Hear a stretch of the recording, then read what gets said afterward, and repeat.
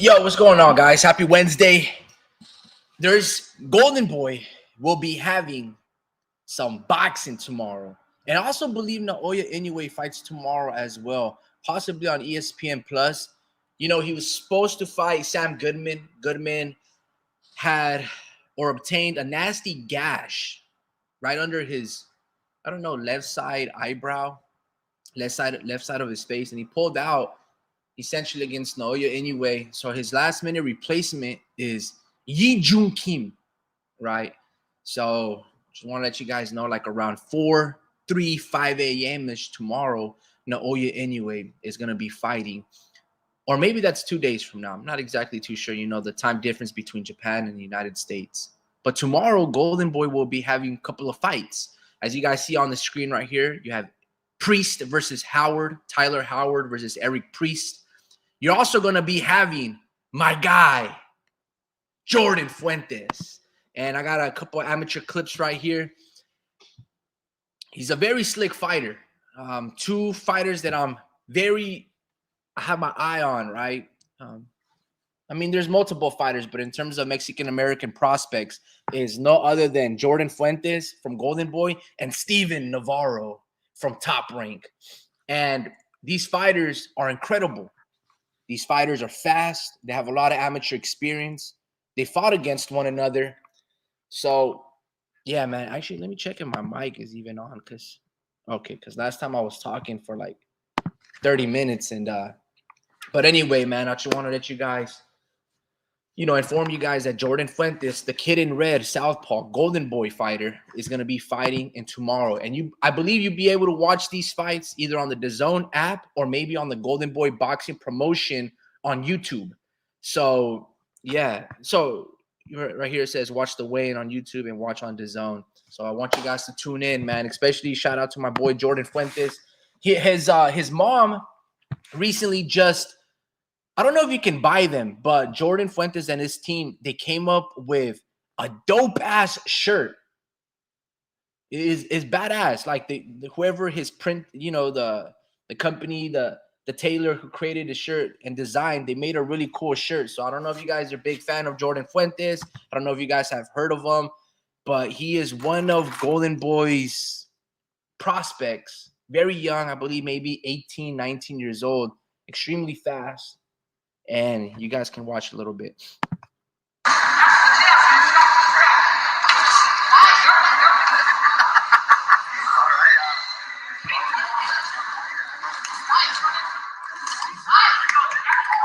that head speed, man? So Jordan Fuentes, the kid in red, man. He's very fast, very good.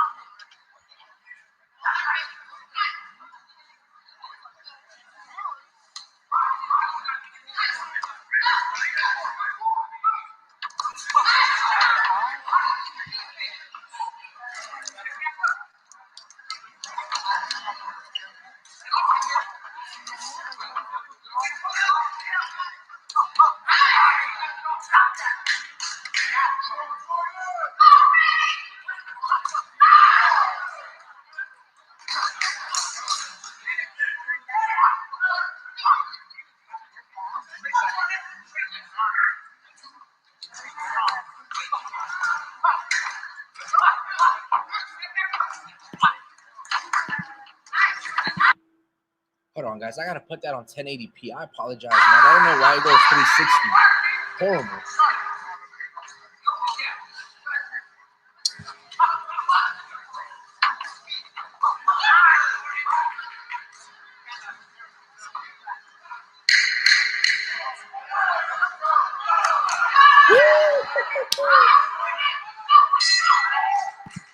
So just so you guys know, I think Jordan Fuentes and the tall kid, Felix Guzman, they probably fought each other between 3 to 8 times in the amateurs throughout because I think they live and they travel and they've been in their amateur circuit for a while. But anyway, and his brother, in the red corner, Jordan, his brother also is an amateur fighter, but I don't know if he got signed by Golden Boy or if he's turned pro. I know he had a little bit of injuries, but check them out, man. Look up their story.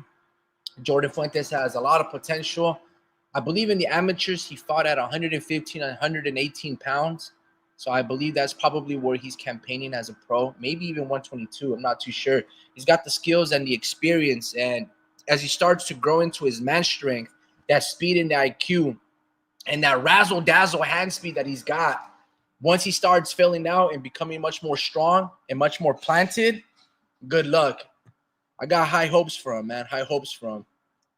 But anyway, man, he's going to be fighting tomorrow on the DAZN Golden Boy Promotions undercard, and you guys can watch him on the DAZN app or the YouTube. So check it out, man. Check it out. But as I just fill out some time until Drew and Speed hop in, man, Errol Spence was scheduled, or there was in talks to fight Sebastian Fundora. And as you guys know, I'm a big fan of Errol Spence, and I'm a big fan of Golden Boy. And when Errol, at his moment, at his time, he had, I wouldn't say he was the voice of reason, but he was the voice of Black American boxing, right? People looked up to him. He was trending. He was very popular. He was a champion, and everything was going his way. And I found it very strange, right? And we've talked about this multiple times, but I'm just going to give you guys a little history. I found it very odd when Golden Boy would try to reach out to him, I don't know, in Twitter or Instagram, to try to make fights with Errol, maybe pinning fighters that he had on stable, like a Virgil Ortiz and company.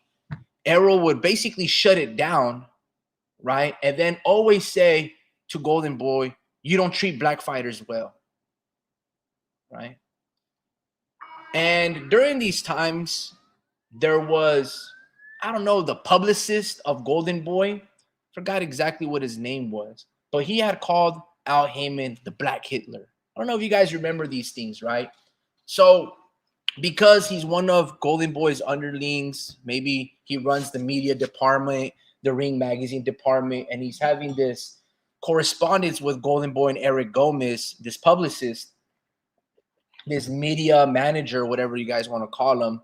I think that's where Errol Spence was piggyback off that type of information. And he would basically shut any type of negotiations when Golden Boy would try to make up a fight and just be like, oh, you guys know what I would like to see? Errol Spence versus Virgil Ortiz selling out in Dallas, Texas. And then Errol Spence immediately would be like, you don't treat your black fighters well, right? And I found it very strange. I was like, okay.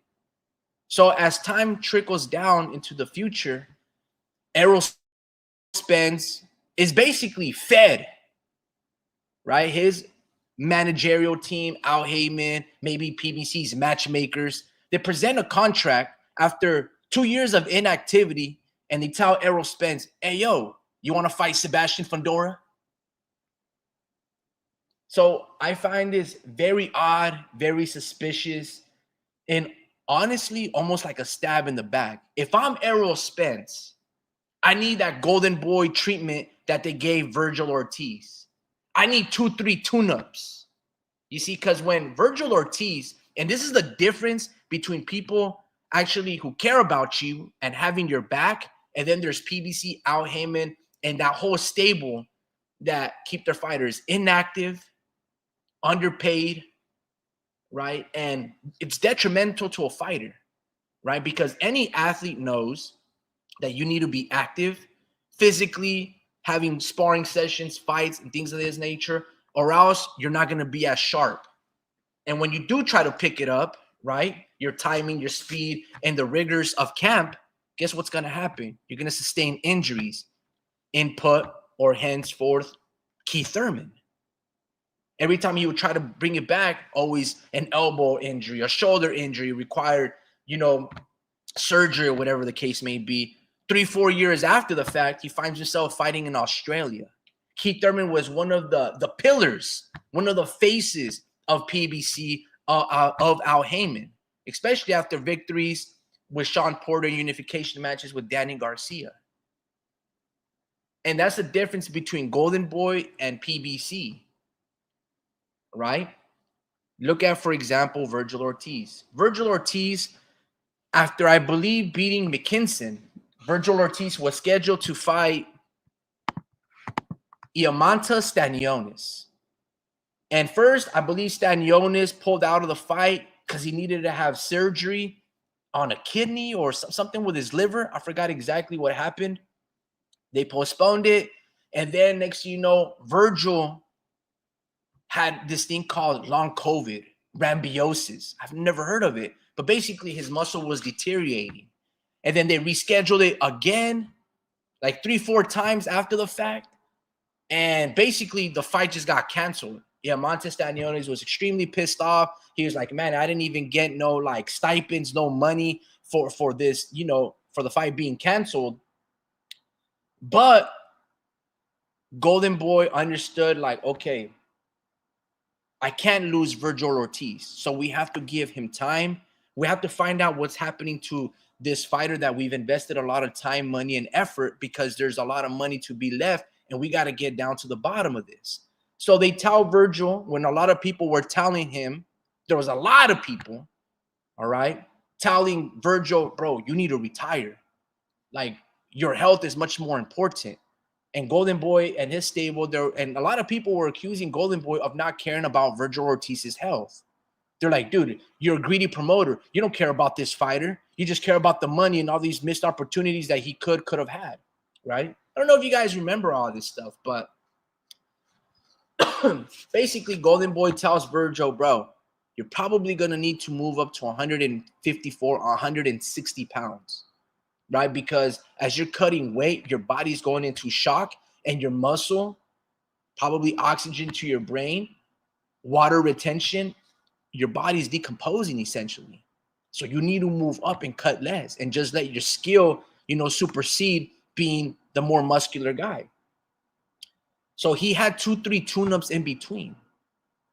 Look at the difference between how carefully Golden Boy has cared for Virgil Ortiz or his fighters versus how PBC, quote unquote, is caring for Errol Spence and Keith Thurman.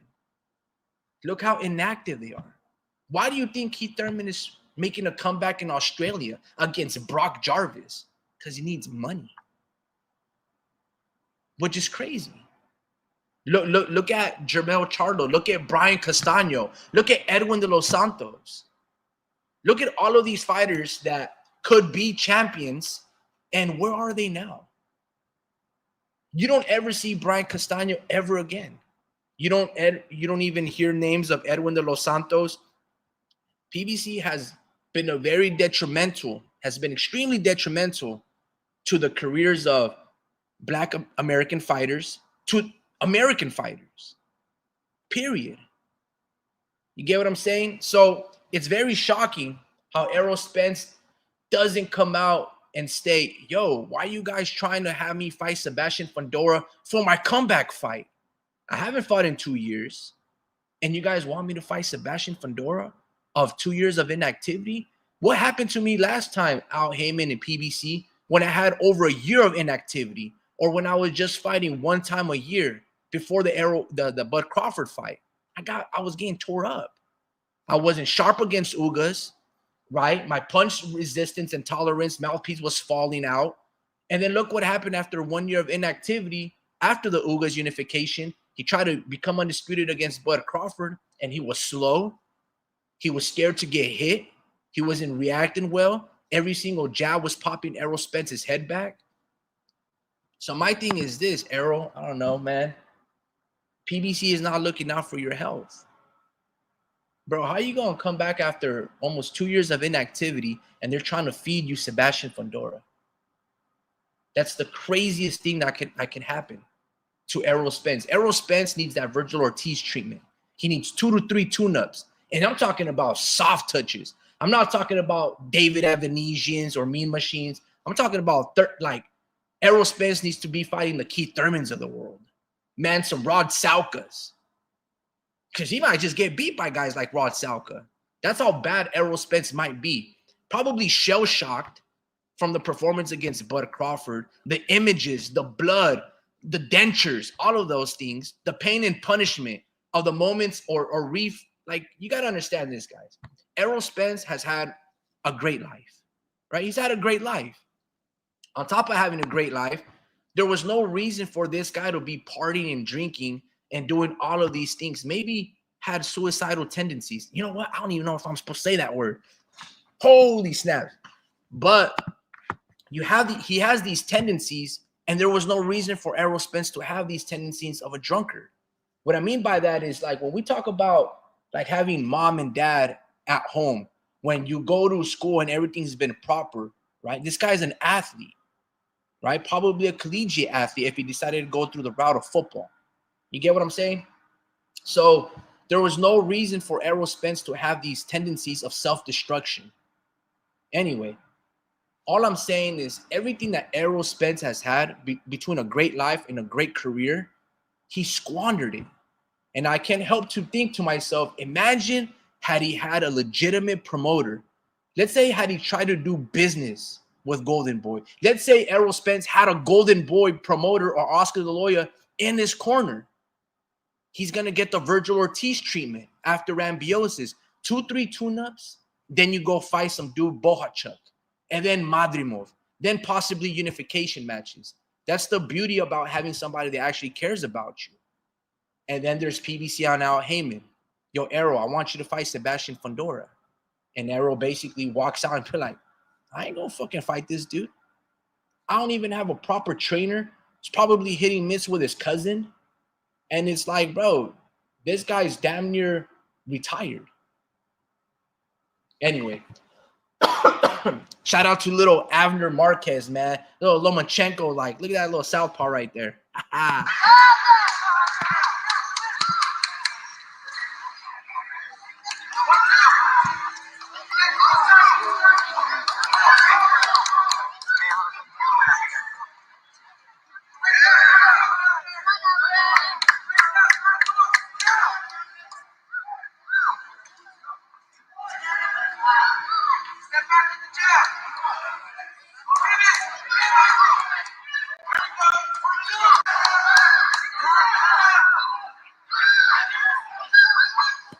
My bad, guys. I'm eating off on the side, man. little Taco Bell. Put this. I'm not saying that I don't like hot sauce. I do. I just don't like to eat hot sauce at a certain time because my lips and then the heartburn, man. When you start getting to a certain age, you know, that young energy, that young body, it's not the same, man. Equally. Anyway, just a little recap. Golden Boy is going to be having some fights tomorrow on the Zone or the Golden Boy YouTube channel. You can probably watch the undercards. Eric Priest versus Tyler Howard. And, excuse me. So check out those fights on Golden Boy, man. Also, I think probably Friday as well. Naoya Inoue's fighting. And then soon, we're going to get, dang, that's late February. But Shakur Stevenson versus Floyd, Kid Austin, Schofield. Now, I want to make this an example, right? So far, and a lot of people don't like to give Golden Boy credit, okay? But so far, Oscar De La Hoya and Bernard Hopkins have done a great job of catering, pandering, and help to build Floyd Kid Austin Schofield's career, okay? And I want you guys to understand is this. Kid Austin is probably 20, 21, 22 years old. Very young. Shakur is probably 25, 26. But Floyd, as his last fight versus René Tellez Giron, Kid Austin had a very tough fight where he got dropped. And Golden Boy was very upfront and honest with him in the post-fight press conference. He was like, yeah, I would probably give him a C-, right? And then Golden Boy also told Kid Austin and them and his father, like, guys, you guys probably need a couple of fights before you should step up there with Shakur Stevenson. But Kid Austin and his father, mostly his father, they're building their version of a mega fight, right? And Oscar De La Hoya has been telling them, you're not ready for it. You're not ready for it. You get what I'm saying? So he's trying to look out for Floyd Schofield. Now, luckily, Shakur's coming off basically like a year of inactivity. I think he had injury on his he had an injury to his right hand that requires some type of surgery or a fracture. I don't know exactly what happened. If it was ligament damage, if it was a wrist fracture, hell, a bruised knuckle. Not too sure. But he's been inactive. And luckily, Floyd Schofield is young enough. He's got that young energy where he can make this fight pretty interesting. However, Oscar De La Hoya is in the business of not just making prize fighters, he's in the business of making winners. And he's got a winner on Floyd Schofield. But his father and kid Austin, they want to accelerate their careers and they want to become champions. They don't want to miss and squander this opportunity. But they should listen to Golden Boy and Bernard Hopkins because as the whole world saw, they are not ready. They're not ready for a Shakur Stevenson because, hell, Floyd Schofield probably couldn't beat an Edwin de los Santos. He's barely gaining experience. Though he has more fights than Shakur Stevenson, betting websites like Bovada and plenty others have him basically at a 6-1 underdog. And if you were to bet in Ford's like in favor of Schofield, but they really have Shakur Stevens as a 10-1 favored fighter. You get what I'm saying? That's why they're asking you to drop 1,000 to win 100. Anyway, so I just want to let you guys know how Golden Boy, who doesn't necessarily, according to Errol, take good care of his black fighters, he's basically trying to protect Floyd Schofield from a possible ass whooping that Shakur Stevenson is going to give him. Because if we look at history, when it comes down to Shakur Stevenson, he does extremely well and he excels with fighters that he sparred with in the past. What happened with the last fighter that he sparred with and it was like in fight camp? Jamel Herring. He knocked him out. What happened? What? Look at that, bro. Robert Guerrero Jr. versus Gio Cruz. I was not expecting this one to be next. So now that Shakur has sparring experience with Floyd Schofield, he's going to be extremely confident because there's two. I mean, look, Shakur is very confident when it comes down to Floyd Schofield. And the reason being is, according to Shakur, he's like, bro, I dominated him. This is not going to be good for his son. Oscar De La Hoya probably knows about that sparring and has told Kid Austin and his father, look, bro, you guys aren't ready yet. This was your first test against Rene Quiron-Tellez, and he dropped you. Almost knocked you out. I think Golden Boy knows a thing or two about building fighters. And again, imagine what would Errol Spence's career look like under Golden Boy. Probably much better than it does with PBC. Anyway, man, I really want to watch this one. Shout out to Gus Guerrero. Where's the Mexican G, bro? So you can go.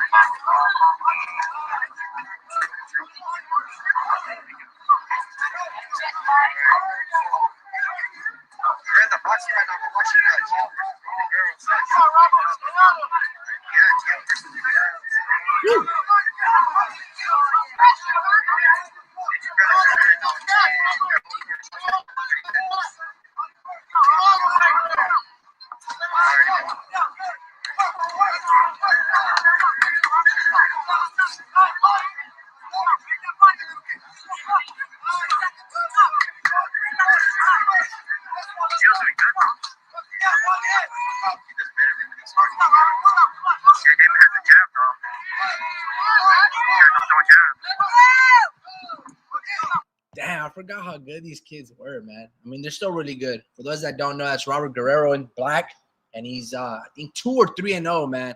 And he's fighting Gio Cruz out of Salinas, and he's with the Ruben Villa Academy right now. I'm not too sure if he's got one or two more years to turn pro, man. But before I start getting more into detail, I want to see if Drew and Speed are here.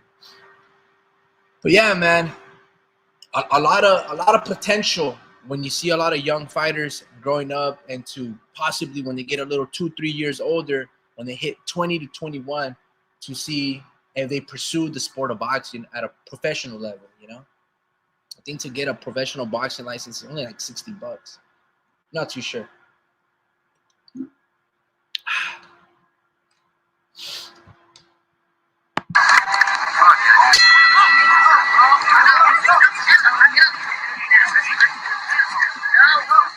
What's funny, Drew, is that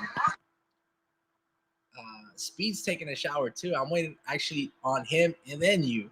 Come on, guys. You guys are killing me right now, man. There you go. You see the job now. By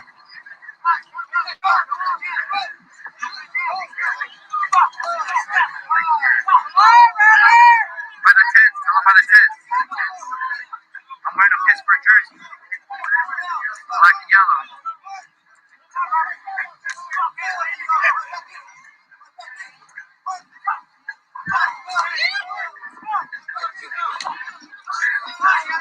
Yo, Speed goes. I'm in the line.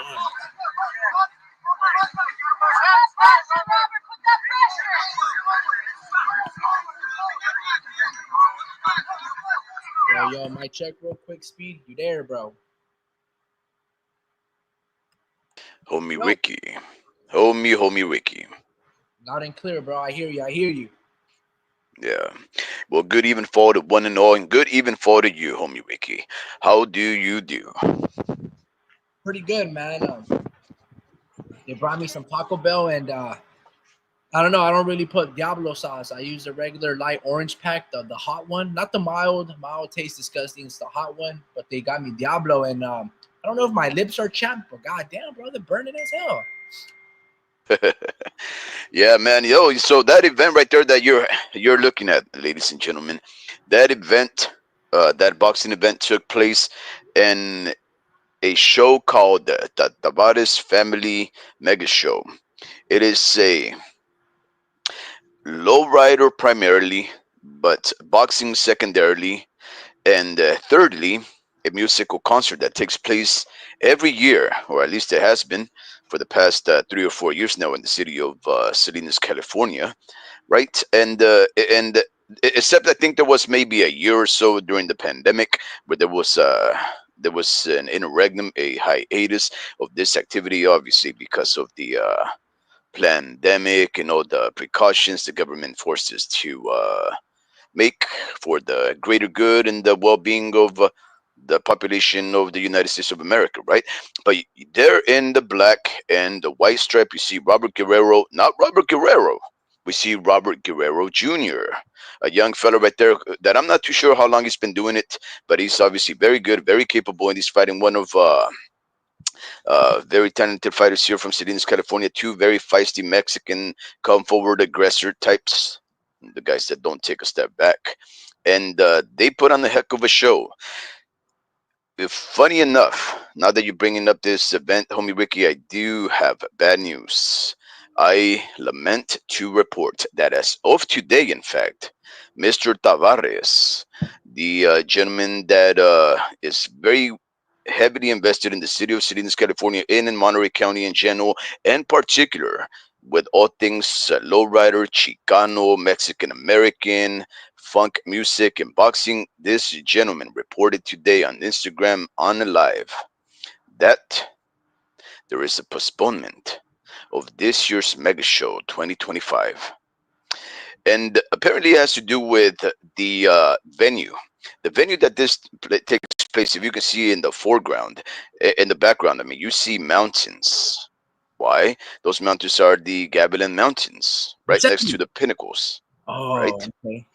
And this venue is taking place in 15 square acres of airport's tarmac, tarmac, right? So this gentleman invests his money and his club's money to basically promote culture, positivity, and there's so many other family friendly events. We've had wrestling matches, semi-pro. We've had pro and semi-pro and amateur boxing events. We've had the Tavares. We've had Confunction. We've had I think So why do you say Spence Mission. lament? Why do you say lament? Well, because again, this year they're not going to be hosting it because Ooh. the airport, which is the venue where this takes place at, open air obviously, said that last year's 2024 show, they left a lot of mess. In other words, they were saying that they left a lot of oil spill and that people were sneaking in barbecue pits in their cars and then barbecuing right there, which were disallowed activities. Long story short, right? They were saying that he owed them, in his own words, thousands, add zeros to the thousands of dollars in fines for cleanup fees and violations of their contract. So he's lawyering up, and they still want him to host it, but they want him to pay all of these fees, and he's lawyering up because he doesn't find it fair if people violate or they have oil leakage that's not on him. And furthermore, he even says, how do we even know we did it? It's been a whole 8 months. You guys haven't said nothing. And all of a sudden, we start negotiations today, and that's the first thing you guys bring up. How do we know it wasn't airplanes? How do we know other events didn't do it, right? So it seems like we won't have this wonderful boxing event that takes place every year in a very family friendly environment, guys. Let me tell you something. Wow. Let me tell you something. No more boxing. Look at these cars, bro. Yeah. Not Listen, bro. guys, Hello. this event is like no other. Okay, we Wow. have thousands of cars, world class artistic vehicles that come from all over the state of California, Nevada, Arizona, Portland. Basically, we have people from all over the world bring some of the best, finest vehicles to this small town, pack up a whole airport, right? They bring famous artists over here to perform for the people, right? Very cheaply. They have these boxing events. They have lucha libre, wrestling, whatever you want to call it, right? And this all takes place in a very heavily gang infested area, right? And you know how many fights I've seen in this venue take place in the years? Absolutely none. Everybody comes in here to enjoy the culture, to enjoy that wholesomeness that comes from putting the guns down, raising your family spirit, coming in here and performing for the people, all because of who they are. They are proud people that are happy to display the things that makes them special. And for whatever reason or another, these people, the airport, would rather forego the hundreds of thousands, if not millions of dollars that they collect from renting out the venue because of probably a pittance, guys, a pittance in fees that probably the owners of this venue had nothing, owners of this event had nothing to do with it. May never even have taken place during the event itself. But these guys would rather spite their nose, they cut their nose to spite their face or whatever you call that, right? And avoid these fine families, artists, hard workers, athletes from gathering together in an event that exhibits the best of what a great community can be. It is lamentable to even mention this. It seems like we are going to have to wait a whole year and a half before we are actually gathered and congregated together to enjoy what we are, Americans that love to gather together, have fun with our families once, at least once in their life, right? So that's the thing, Great. homie Ricky. This, it really is pathetic. It really is pathetic. It really is, man. Like, don't get me wrong. Sure, if there's some oil spillage, there should be some maintenance to work. But come on, bro. 15 acres. There's airplanes that hover there. It is a private airport. The police, right? Uh, not again like personal or anything, but they do training there. You know, they get the squad cars, they train their recruits there when they do their evoc training. Who's to say that they don't spiral out and leak? They're going at extremely high speed, chasing the rabbit, so to speak. You know, there's some drills that they do there. So, and here's another thing: at the Tavares Car Club shows, most of the cars are not even turned on; they're stationary. And sure, I'm sure, you know, when they're stationary, there's oil leaks and stuff of that nature. And I know that they do the car hopping competition, right? But man, a year goes by, or more or less, maybe like 8 months, and as they're gathering up to get everything, you know, in accordance to the scheduling and the budgeting, finally they want to be like, yo, man, there's some property damage that you guys need to. It's like, bro, why didn't you guys let us know soon after the event? Or maybe they did let Pete Tavares and them know. It's just that he decided to make a video about it today. So yeah, man, that sucks, man, because yeah, dude, there's a lot of great like how they have it structured and organized with amateur boxing. Fights you can see right now between two basically pro fighters, Robert Guerrero Jr. and Medrano. There's the wrestling that you talked about. There's vendors. There's food. There's like dog and sneaker competition. Man, bro, that's a bum, bro. Dang, dude, can't believe Yeah, that.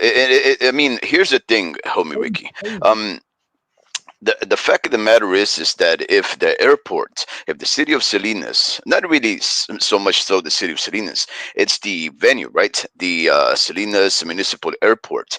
If the Salinas Municipal Airport and Mr. Pete Tavares cannot come to an agreement so that they can make this event happen. The fact of the matter is, depending on how acrimonious the relationship comes between these establishments, these agents, what will happen is Mr. Pete Tavares might actually move his venue elsewhere. And I Yeah, know that the reason why Mr. Pete Tavares is unwilling to do that at this moment is because he is a native of Salinas. He's trying to do something good for the city and for the culture, and he doesn't want to take it elsewhere. He could go a few half hours south. He could go a half hour north. He can go east, west. He can find venues. That'll do it. In fact, I was actually pondering a couple of things, right? Because I know the gentleman personally. Um, he's a very good, upstanding citizen, and of course I want him to succeed. I want these activities to take place, right? I'm personally involved in both boxing and low riding, right? So why wouldn't I want to chime in? But if he wanted to, right, he can actually take low riding to the next level. Instead of hosting it in Salinas, which for the most for the most part is known as blue collar city, hardworking industrious people, but they work in the fields and in the farm and all of those things like that. If he wanted to, he can take it out from the low brow blue collar aspect of it and give it some class, give it some reputation, give it the allure that it can by presenting it in a venue that is much more classy, much more renowned world over because of the expenses, because of the quality, because of the rarity of the thing. If he wanted to, homie Ricky, I was thinking this, he can actually take it to the city of Monterey.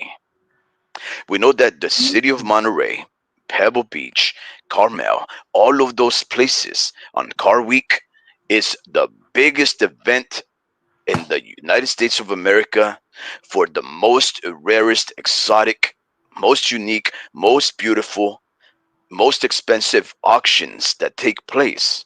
They take over the Cannery Row. They take over Fisherman's Wharf. They take over 17-Mile Drive in Carmel. They take over Carmel by the Sea. They take over Carmel. They take over Seaside. They take over Monterey. They take over all of these places with all of these people from France, China, Japan. In fact, every single card that you can think of that has ever been made or exists, it will likely go to Monterey for a whole week and a half. You should send them a comment and let them know. That's a pretty good idea. I'm sure it's gonna be ultra expensive. Yeah, yeah, but you know what? This man, Mr. Pita Vargas, is very well connected and respected all over the United States of America. Yeah, if he wants to, you know what, homie Ricky? Again, he can take it to the next level. It will be an expensive venture, right? But we don't know how expensive it'll be. But they can pool their resources. They can gather all over. They can negotiate, right? And you think sleepy little town of Selena of Monterey wouldn't want to welcome hundreds of thousands of an upsurge of taxes coming in all of a sudden for the little sleepy town? Absolutely, homie Ricky. So of course I will be communicating this idea to the fine gentleman, Mr. Pete Tavares. Is that But what we're known for, Sleepy Town? I've never heard of that before, man. Monterey, Yeah. yeah, What it's do a sleepy town. It's one of those towns that at 8 o'clock everybody's already packed in, bro. you know, and that's okay. I wouldn't have it any other way, right? I know a lot of people are disappointed and they say, "Oh, there's nothing to do in these little towns." Man, I just drove with my son. I was sick. I took a couple of sick hours, right, so that I can find my inner wellness. And I decided that I was not sick enough to go mountain biking, right? So we took this beautiful mountain bike ride with my son. I ended up munching it real bad. I fell down. He took a picture. It looks like. Have you ever seen Peter Griffith die? No, I've seen Peter Griffin fall down and he goes, Okay, so when he injures himself in the knee, right? Or, yeah, or, or yeah. or in the chin, something like that, right? And he sits down by a curb or by a doorstep, and he's like, for like 5 minutes, right? Okay, so when Peter Griffith gets really messed up, he's face flat. One of his arms is bent awkwardly. His right leg is bent incredibly and impossibly over his left. It looks hilarious. That's how I fell. I fell down going downhill in this new trail. It always happens to me. It's a new trail, so I always flip over my bike going too fast, and I munched it. And my son, my son's like, "Don't move, Dad! Don't move! You look like Peter Griffith." And I'm like, here I am dying, bro. The handlebars just stabbed me right there by the kidney or something. I can't breathe and all. And this guy wanted to take a picture, and I'm like, okay, buddy. Huh? Did you front flip? Yeah. Well, yeah, I was going downhill, and I guess I must have pressed on the front brake a little too hard, right? It was gravelly terrain and downhill, and it had some rails. So yeah. It was a munch. I've taken munches before, but it always happens on the new trails, right? It always happens on the Man, newer trails to me. But yeah, so as we were driving out of this out of yeah, I don't even call Salinas a city. It's a town. As we were driving out of the town, I drove by a Thai place, uh, a bowling place, bingo, MMA gym, a Brazilian Jiu Jitsu gym, right? Ruben Villa's gym, a bunch of restaurants, parks, basketball, kids practicing for their game, right? Everything.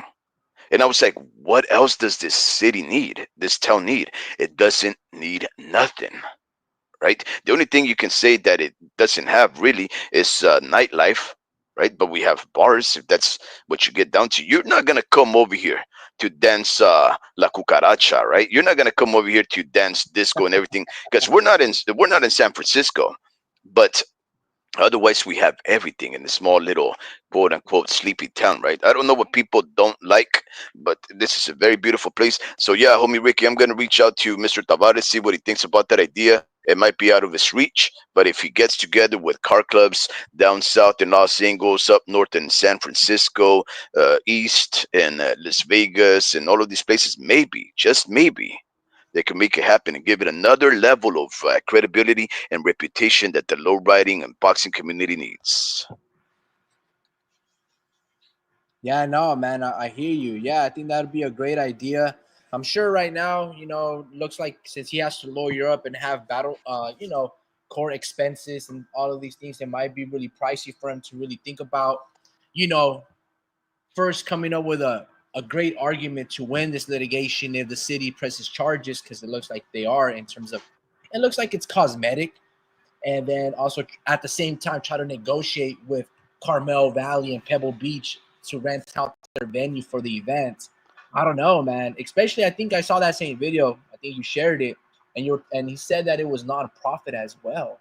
So I don't know. It's gonna be very tricky to see that, but I think it'll come down to a resolution. I think they'll compromise and find middle ground, because if the airport of the of Salinas, if they want it, right, if they want the show to happen this year, you know they can make it work. But you can't want something and then sue the same person at the same time. It's kind of like Devin Haney versus Ryan Garcia. You can't be suing them and then be begging for the fight at the same time. It doesn't make sense. That's not operating in good faith.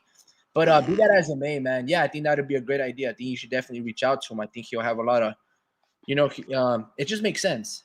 That actually Yeah. make a lot of sense. But look, man, topic of the day. Mhm. Well, I'm sure that you are aware. Let me pause this real quick. Golden Boy is gonna be having fights tomorrow. Saludos El Pachuco. Saludos Adi Meri. Salutations, greetings and salutations, man. Look, so Golden Boy's having some fights tomorrow. I know the Zone app, and I think you could probably watch the preliminaries and the undercard on the YouTube Golden Boy channel. But do you know anything about these fights? Are you looking forward to it, or you're just waiting for your boy Naoya anyway? No, no, no. I don't know who these fighters are, but that's actually a good thing, right? That's what I thrive on. I don't I don't really like to concern myself too much with the common faces, the more renowned faces, the notorious, right? I like new things. I like to see who the future fighters are. So I like to give every single person a shot. Who is Priest? Who is Howard? I don't know, right? But that's no problem for me, right? I never knew who Liam Paro was once. I didn't know who Keith Thurman was once. And I gave him a shot and I was impressed. That's what I look for. I look to see who the next people in the sport will be. And I'm absolutely happy to welcome these guys in into what seems to be the very first introduction, the introduction for many people for these fighters right here. And I hope that they take that opportunity to shine, to rise above, to present us a level of excitement that would we would otherwise miss on a Thursday evening. So I don't know who they are, but absolutely that is not a turnoff to me, right? It's Yeah, like. I think it's a great thing. Now, as far as the Naoya Inoue, me Ricky, I do have to correct you one thing. When you say that it's going to be on Thursday morning, it's not going to be on Thursday morning. It's not going to be tomorrow, like at 4 o'clock in the morning. If I'm not mistaken, the venues, the fights in Japan take place starting at midnight. So if they're saying that the fights are taking place on Friday, they're really reporting for the people in the United States of America and maybe in the UK, right? Even though the UK is closer to Japan than us, but or maybe it's the other way around, right? But nonetheless, midnight, the stroke of the twilight time and midnight on Friday morning, which is, let's say, 11:59 Thursday night, 12 midnight Friday morning. That's around the time that I have to put my alarm. Well, I put my alarm like at 2 o'clock in the morning. I missed the first or two fights, right? But then Well, I can't, man. I wake up at 5 o'clock in the morning, right? So if I wake up at 5 o'clock in the morning, you may actually just roll out of bed and the fight is barely starting. But I like to not miss many Japanese fights because there's so many talented fighters out there. You will see fighters with 7 professional fights fighting for a championship. They will fly over renowned, experienced fighters from the world over that have won their belts the hard way by facing other champions. They'll fly them over there. And if a fighter that has less than 10 fights cannot beat a champion in their hometown in Japan, that means you're not going to make it. That is exactly why Naoya Inoue is there. Naoya Inoue started fighting champions in less than 10 fights. That's why he's where he's at, because he was able to rise to the top like cream, right? And the Japanese are the harshest people out there. I don't know if you've ever seen Japanese trainers, right? Right. But in the high school, there's already like there's tournaments for high school boxers. It's That's right. incredible. All of these guys come from there. Yeah, that's super cool, man. Yeah, yeah. So Arimeri, good even for you. El Pachuco, good even for to you, compa. I hope you two fine gentlemen are doing well of health. Say no mind, Mr. Arimeri likes to correct this and to confirm what I've just stated. Homie Ricky. Thursday, Friday AM, Friday PM, Saturday AM, and Saturday PM. Yeah. Boxing all day. Looking forward to Grant Flores, Caden Griffiths, Jordan Penton, and Bazooka Sanchez. Ooh, that's a lot of names that Name I've never heard of, bro. Sanchez. Yeah, I've never. That's actually pretty cool. Bazooka Sanchez. Yeah, man, that's actually pretty cool, man. You think he meant Jordan Fuentes? He put Panton, unless Panton is another one. Oh, he might be saying, okay. What the? Yeah, That's a lot of names I've never heard of, bro. Jordan Fuentes heavily, man. I'm a big fan of him, and have hopefully, he becomes a champion for Golden Boy. That'd be great. Jin Sasaki and Naoya is the only one worth watching. Well, look, I've never been disappointed by a Japanese card, Arimeri. I've never been disappointed, right? There's this, I think he's a Mexican American fighter, but he has a very strange last name, like Arasagawa, right? He went over there to Japan and he beat one of their fighters. If you know anything about Japanese fighters fighting in Japan, I'm not trying to say that they have the home field advantage. Absolutely not. That's not what I'm saying. But what I'm saying is it's set up for them to win, right? Because if you have to fly to Japan, basically it's look, there's two things that are going on there. They respect you. That's why they're flying you over there, right? And secondly, they are really trying to get the belt, right? So those fighters, remember, one of the very first, if not the actually the very first live that I ever held was about the suicide culture of Japan.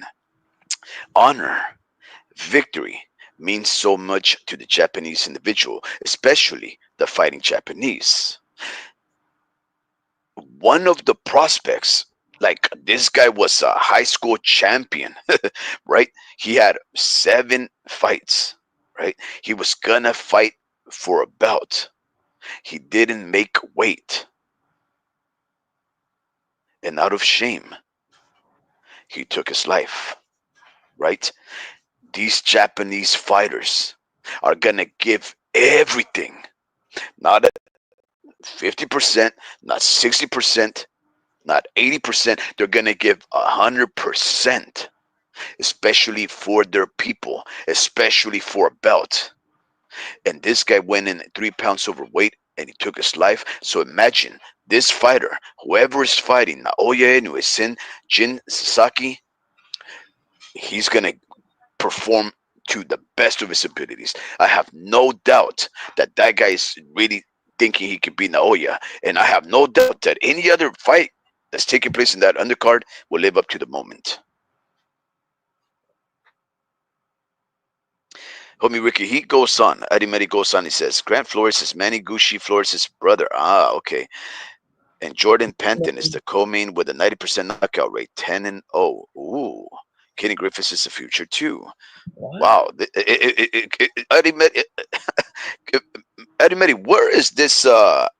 What card are you referring to? Are you talking about Thursday's card, Golden Boy? Are you talking about Friday's Golden Boy card? Are you talking about the Yeah, Pro he's Box talking event? about Golden Boys because Caden Griffins is fighting Mark Misura. That's tomorrow at 3 p.m. on the preliminary, so you can watch it on. I'm on, and then Grant Flores, and he's fighting David El Lobo Ramirez. My boy Jordan Fuentes. Look at him, bro. Minus 20,000. Holy What? bejesus. Versus What? Badillo. Then you have what other name that he mentioned? The Caden Griffins. And oh yeah, they're Mhm. fighting tomorrow. And then Eric Priest. And then Jordan Panthen versus DeAndre Pettis. So yeah, he's talking about tomorrow's Golden Boy fights, bro. I love that name, Priest. When he said Priest, I was like, Priest. I sort of thought for a second there, Maxi Priest. Maxi Priest, man. You guys know anything about Maxi Priest? Negative. Wow. Back in the 90s, man, Maxi Priest, he had a great song. It was called Close to You. I just wanna be close to you. Incredible song. Like once you listen to it the first time, you'll dedicate it to your girlfriend, bro. Okay, for reals, man. UBE, good even fought to you, the Universal Boxing Establishment. What an honor! What an honor! We have some incredible listeners tonight. Bleep, blurt, bleep, blurt, blurt. Yeah, UBE says, okay, amigos, I'm here. New subscriber. Warp Speed introduced me to this channel via community posts. The UFO has landed. Wow. UBE, man, I'm probably gonna steal that, bro. I'm probably gonna steal that. Only priest I know is the one that touches me. Oh my god, man. My goodness. Yeah, dude. Wild. That's cold, bro. That's oh my god, man. Oh, That is so cold blooded. oh, man. Yo, did you drop off or what happened? You muted. No. I'm trying to get that spot. Look, listen to this. Feel free to use that too, Steve. Oh, that's an Eddie, dude. Funny guy, man. Were you able to hear that? Yeah, I heard a little bit. Yeah. So okay, back in the 80s and 90s, I don't know if you guys remember the whole HIV epidemic, whole AIDS epidemic. Oh no, you guys weren't even alive. So back in the 80s, right? There was this very, I think it was by a band called the Maneuvers in the Dark, right? And there was this very scary. I don't know how else to describe it, but when you listen to that song, right? Especially at midnight, because I used to be a kid, right? I used to be a kid in the late 80s. But I used to stay up late to watch these horror shows on the Fox, right? They used to have a show called Monsters. They used to have a show called Friday the 13th. They used to have Nightmare on Elm Street. And they were these little 30-minute episodes, right? Where they would tell these scary stories and, you know, very interesting, scary shows that they used to have back then on Fox, right? And they would run until like 2 o'clock in the morning. They start like around 10 at night or 10:30 at night, right after the 10 o'clock news, and then they would just start playing 30-minute episodes of these scary shows, right? And they would have these. I don't know what else to call it. Public service announcements, PSA commercials, and the whole AIDS, HIV epidemic. I don't even know if you guys know what AIDS are, what AIDS is, or HIV, but it's basically immunosuppressant condition, right? It suppresses your immunological system, and it's not that you die of HIV or AIDS. It's mostly that you die of complications from HIV/AIDS, right? Like for example, you develop a cough. The cough becomes pneumonia. Pneumonia kills you, right? You develop a blister. The blister becomes a open wound, a sore, uh, and then that sore becomes infected, and you cannot fend off the infection, and then the infection leads to gangrene, and then gangrene leads to amputations. Next thing it leads to blood circulation issues. Next thing you're dead, right? And and everybody was afraid of HIV/AIDS, right? Initially we thought it was condition that mostly affected gay people. So you're probably like, what do I care, right? But then there was all these rumors about people going to places and just pricking people with needles, and that you can get it through drugs. And people were afraid of smoking joints and sharing drinks because they thought that it would spread through saliva. It was a very scary time, very much so like the pandemic, right? The government would tell us that we were gonna die if we didn't wash our hands and all kinds of ridiculous stuff, right? Now we know that HIV/AIDS is not really that bad. You really gotta like take one for the team, if you know what I'm talking about, in order to get that condition, right? But it was very scary times, right? And you're probably saying that, bro, get to the point. So they used to have these commercials, right? And it was like a man. I forget who the actor was. It may have been someone like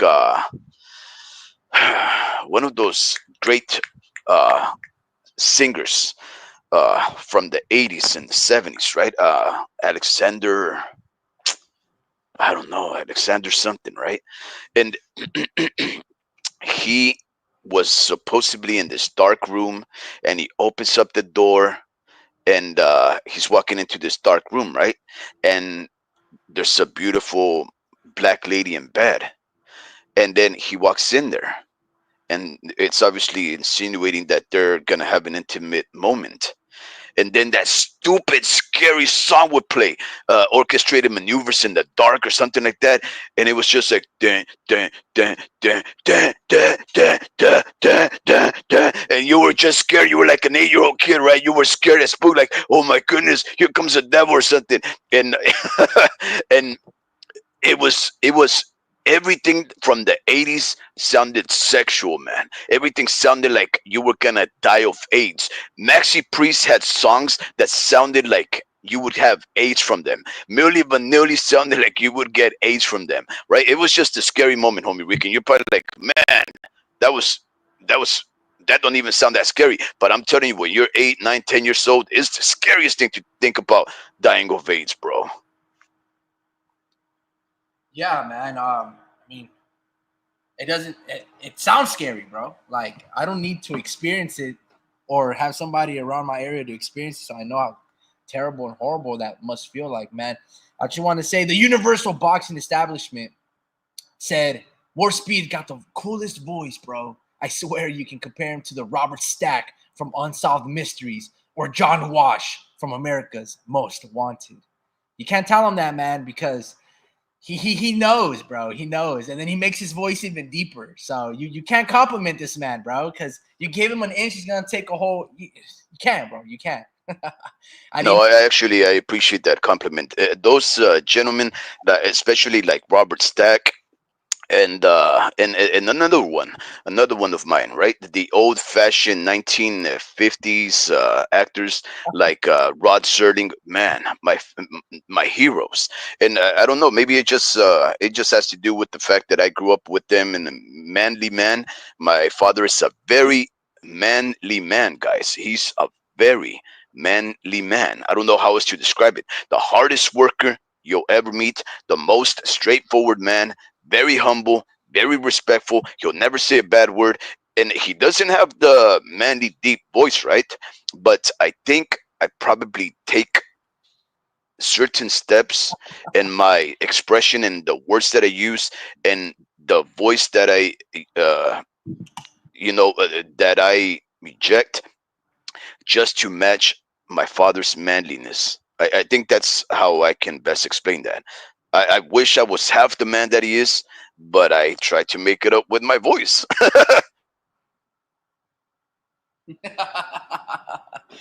Oh man, Adi Medi goes. You should hear him as a screaming madman. He sounds like something straight out of Sesame Street. And the Universal he follows it up by, oh yeah, I've heard his shorts. I dig it. Drew goes 1, 2, 3. Where's my car? Yo, Drew, my check real quick, brother. Loud and clear, man. How you doing? Yo, yo, yo. Your mic should be on, bro. Drew.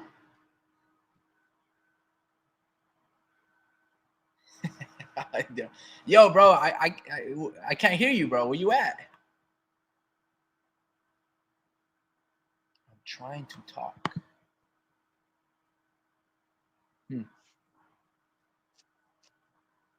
Nothing's coming out. Yeah, bro, that's got to be on your end, bro. Oh my God, Eddie Meddy, man. Homie Ricky. Do you know?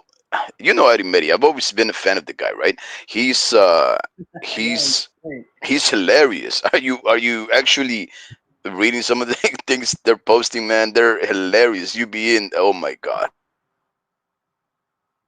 Yeah, no, I read a few. I read a few. Um, yo, Drew, yeah, I'm gonna keep you on, brother. But yeah, fix that situation, bro. Yeah, no, yeah, man. So there's a lot of great fights tomorrow on Golden Boy, and it's been a relatively slow year to the start. Hasn't been a lot of big fights. We got a little bit of some pretty, I don't know, some moderate announcements. I'm not necessarily too particularly like hyped up for Ryan Garcia versus Rolly Romero, but I am excited for David Benavidez versus David Morrell and that undercard that follows suit with it. I'm not extremely jazzed about that particular fight because it's pay-per-view. Like if you compare and contrast like the cost, right, of that event and what Turkey Al Sheikh is trying to do, you just can't justify that money for that pay-per-view event in terms of David Benavidez. Bro, he's fighting a prospect. So I'm not this the year is relatively slow. Obviously, we're gonna be getting fights like Dimitri Bivol versus Artur Beterbiev, the rematch, and all these other fights. But very interesting, man. I am very intrigued about what the year is coming out to look like. Universal Boxing states Top Rank is live in Japan with the weigh-in. Let me see Yeah, what's we might want to hop in there. Homie Ricky, just listen. Listen. I'm just gonna read out a couple of comments from that commercial I'm telling you about. Right? It's PSA early 1990s AIDS commercial, and you go to YouTube. And this is the very first comment, right? It says, this commercial was advertised in 1992 when I was 11, and it used to scare the crap out of me when it came out at night. Look, everybody's talking about how scary the song is. Let me tell. Oh, it was Terry Alexander. See, I knew exactly who he was. Terry Alexander is the gentleman that's playing the John, right? John. Like, yeah, well, John is a gentleman that pays Yeah, yeah, yeah.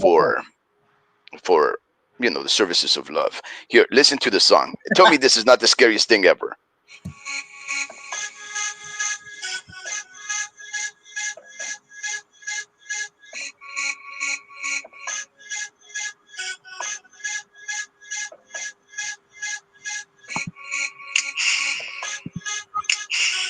Yo, can you This hear me? is what's playing as you're walking in to have sex with a hooker.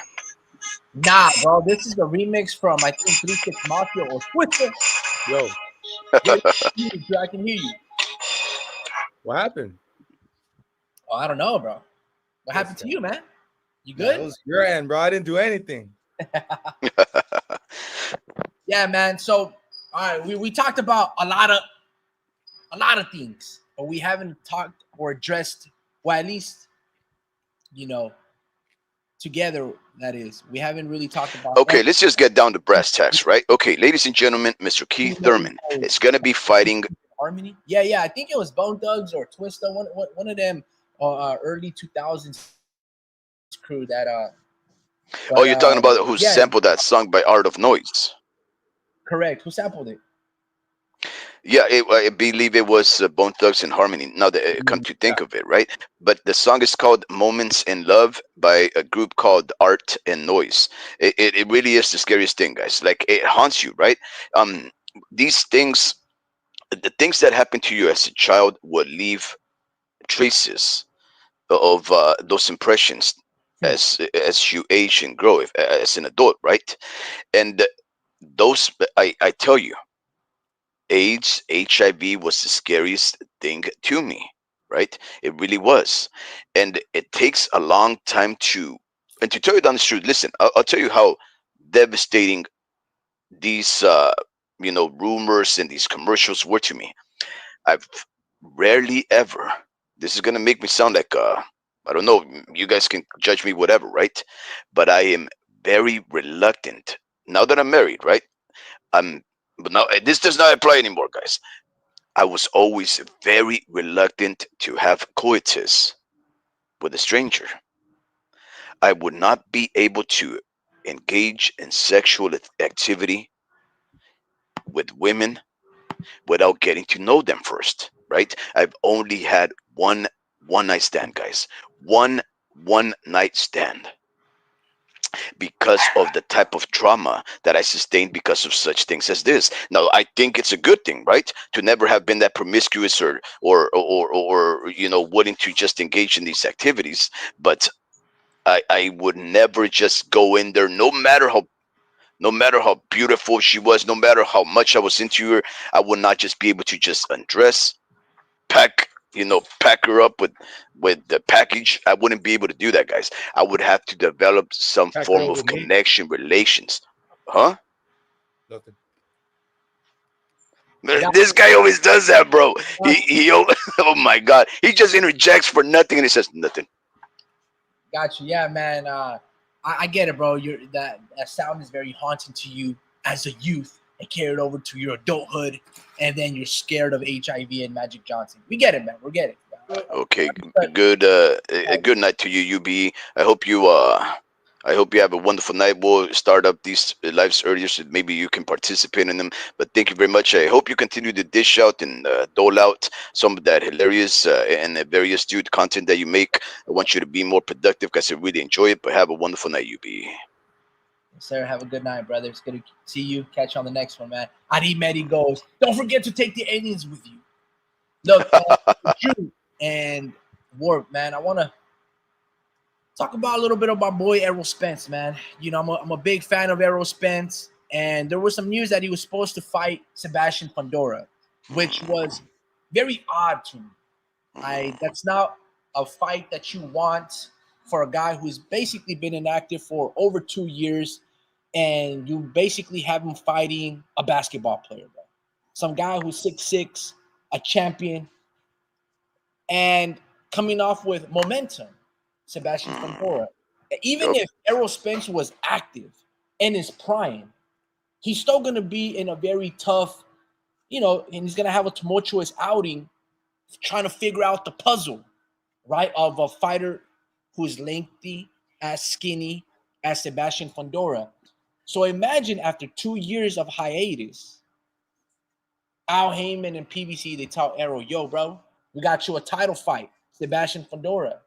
Man, how do you guys interpret that? Errol basically, he gets himself out of that contract. He says, no, I'm not fighting Sebastian Fundora. I'll let you guys know when I'm good and ready. How do you guys interpret these things? What do you guys see the state of American boxing? How do you guys interpret the state of PBC boxing? And all of the shenanigans of what's going on with that American promotional company or Floyd Mayweather's, project. How do you guys see all this stuff, man? Like Look. everything unwinding. Look, man. Like when I see all this stuff go down, the first kind of words that I think of is "told you so." Told you so. You know, uh, you know, this guy just is on his own timing. He doesn't care about the boxing fan. He doesn't care about what you think of him as a person or even as a fighter. He's gonna get his money, and he has a supporting cast as far as his fan base. He can do those type of things, and they're gonna fall for it. But it's only gonna work if he fights in his own hometown, or if he magically fights for a world title belt, right? But even WBO disagrees. I think the WBC was on board, right? But I don't know. That was more of a favor for Fundora, But yeah, man, I'm so glad that fight's not happening. And honestly, bro, like this guy just, what this guy did, right? Like what kind of threw me off a little bit. This guy sells shirts, and he makes one shirt training camp. He never goes to training camp. He never even makes a fight, and then Who makes shirts? Errol Spence, like training camp Okay. shirts, and then he never even fights. He doesn't even fight for another year. And it's like, oh my God, bro, like he keeps like rolling out new shirts, and he keeps gypping these people, man. Now So I think Errol Spence is forgotten, bro. yeah, so Errol it's just Spence is forgotten. Everybody forgot about pretty much every single PBC fighter. And we yeah. talk about Jamel, Boo Boo Andrade, Jarrett Hurd, Erislandy Lara, Danny Garcia. They're forgotten. Like Well, I'm giving them. they're not even in the conversations of boxing moving forward. Like they're people Well, look at their careers as they're done. Everyone's right, talking about David Benavides. So that's why they're selling shirts, bro. right. Because even those fighters themselves know that the road is coming to an end, or maybe they are arrived to the destination spot. Before you continue, Adi Medi says something funny, bro. He goes, Spence reminds me of Jax from Mortal Kombat. That he had Does. from surgery, Yeah, bro. he's hilarious, bro. I don't know how he does it, man, but Bro, Oh my give god. him a second. Give him a second, and he'll come up with another one-liner, bro. bro. That was Man. legendary. But Drew, Hey. going back to those shirts, man, which shirts that were you referring to? Because I remember there was a few shirts coming out where it was like the Grim Reaper, and then there was Kell Brook at the door, there was Sean Porter, Danny Garcia, and then Bud Crawford was next. Are you talking about like the Big Shark, the shirts, or did he come out with Dude. apparel? He rolled out with like 5 different shirts. Some of them were like true, like he really was in camp and he really was training for whoever he was training for. But I remember there was like training camp shirts he came out with and didn't end up fighting for another year. And I'm like, oh dude, and he came out with 2 shirts within a year, never fought, and then it's like, oh my god. But then he started to like create these other shirts versus Bud. And I was like, okay, this guy's he just like that kind of throws people off, like don't even come out with shirts, man. Like you kind of watered it down now, you gotta fight. And yeah, man, it's just with Errol, he never really came out and said that oh, it's on my time. He just kind of hinted that, oh, I'm on my own time, without really expressing that. And it's like, dude, he finally says I'm on my time, and it's like, dude, why didn't you say that from the beginning? It's like, bro, you on some bullshit, bro. Like, I don't know, like I don't care how much money you make. It's like I'm giving them the benefit of the doubt, because I feel that he has been forgotten. But dude, it's crazy ass amount of people that are still cheering this guy. It's people from like Texas and shit. That fan base, bro. Like they're loyal to him, bro, and they're gonna fucking sell out a fucking stadium for him. And that's why. But I'm giving them the benefit of the doubt. Maybe he doesn't, but I'm just like, bro, fuck all that. Who cares if he can sell out an arena? He has not fought or earned that right. So I don't know. yeah, it's just, for me, that's just what it is, bro. Like, Got you. Well, just the way he moves, the way he moves. Yeah, well, I'll say this. I feel like when you sustain an ass whooping, and like especially in the manner in which he sustained by the hands of Bud Crawford. And before I get that, bro, shout out to Adi Medi. He goes, nowadays everybody want to talk like they got something to say, but nothing comes out when they move the lips. Just a bunch of gibberish. Oh my god, bro. Man, dude. They forgot about Spence. They forgot about Spence. Man, he's a genius, bro. Eddie Medi is the best, bro. And Pachuco goes, it's not fair that Spence gets a title shot at 154 without having fought at 154 once. Telling you, bro, he's a dude. True words have never been spoken. Look, man, it's ridiculous. Freeloader. I mean, you can say the same thing with Sebastian Fundora when he got that title shot against Tim Tszyu, but at least it wasn't scheduled originally. Tim Tszyu was supposed to have, I don't know if you call it a tune-up, but he was supposed to fight Keith Thurman. Keith Thurman pulls out of injury, and then it's like Sebastian Fundora. You're coming off of one, to try to save the show. That makes sense, I guess, if you want to say it makes sense. But absolutely, man, like Spence, like, bro, You got destroyed by Bud Crawford. You got to work your way back up to the rankings. And then let alone if you're 2 years of inactivity and then you're getting a title shot. And I think Fundora has 2 belts. Maybe the WBO stripped him of 1 or whatever the case may be. So now he only has the WBC or whatever the case may be. But yeah, it's ridiculous. Well, you also seen him come out. You also seen him come out and say, "Oh, I can be taking steroids right now, and I could have flushed out because I haven't fought in 2 years. I could have done it within this time frame, but I just, and it's like, bro." And it's true. It's very true because he's not enrolled in VADA. He's not paying for, the sanctioning fees of VADA or the WBC. So he absolutely could be taking steroids and all of these things because as of right now, he's not being drug tested. But that's even – damn, that boy's going hella fast. But that's the point of what I'm saying. Even Snack and VADA and all of these companies, WADA, USADA, they don't even care about Errol Spence. To their knowledge, it's like, bro, we're not going to drug test you because not only are you irrelevant, you're inactive. No one's checking out for you because we don't know if you're a fighter anymore.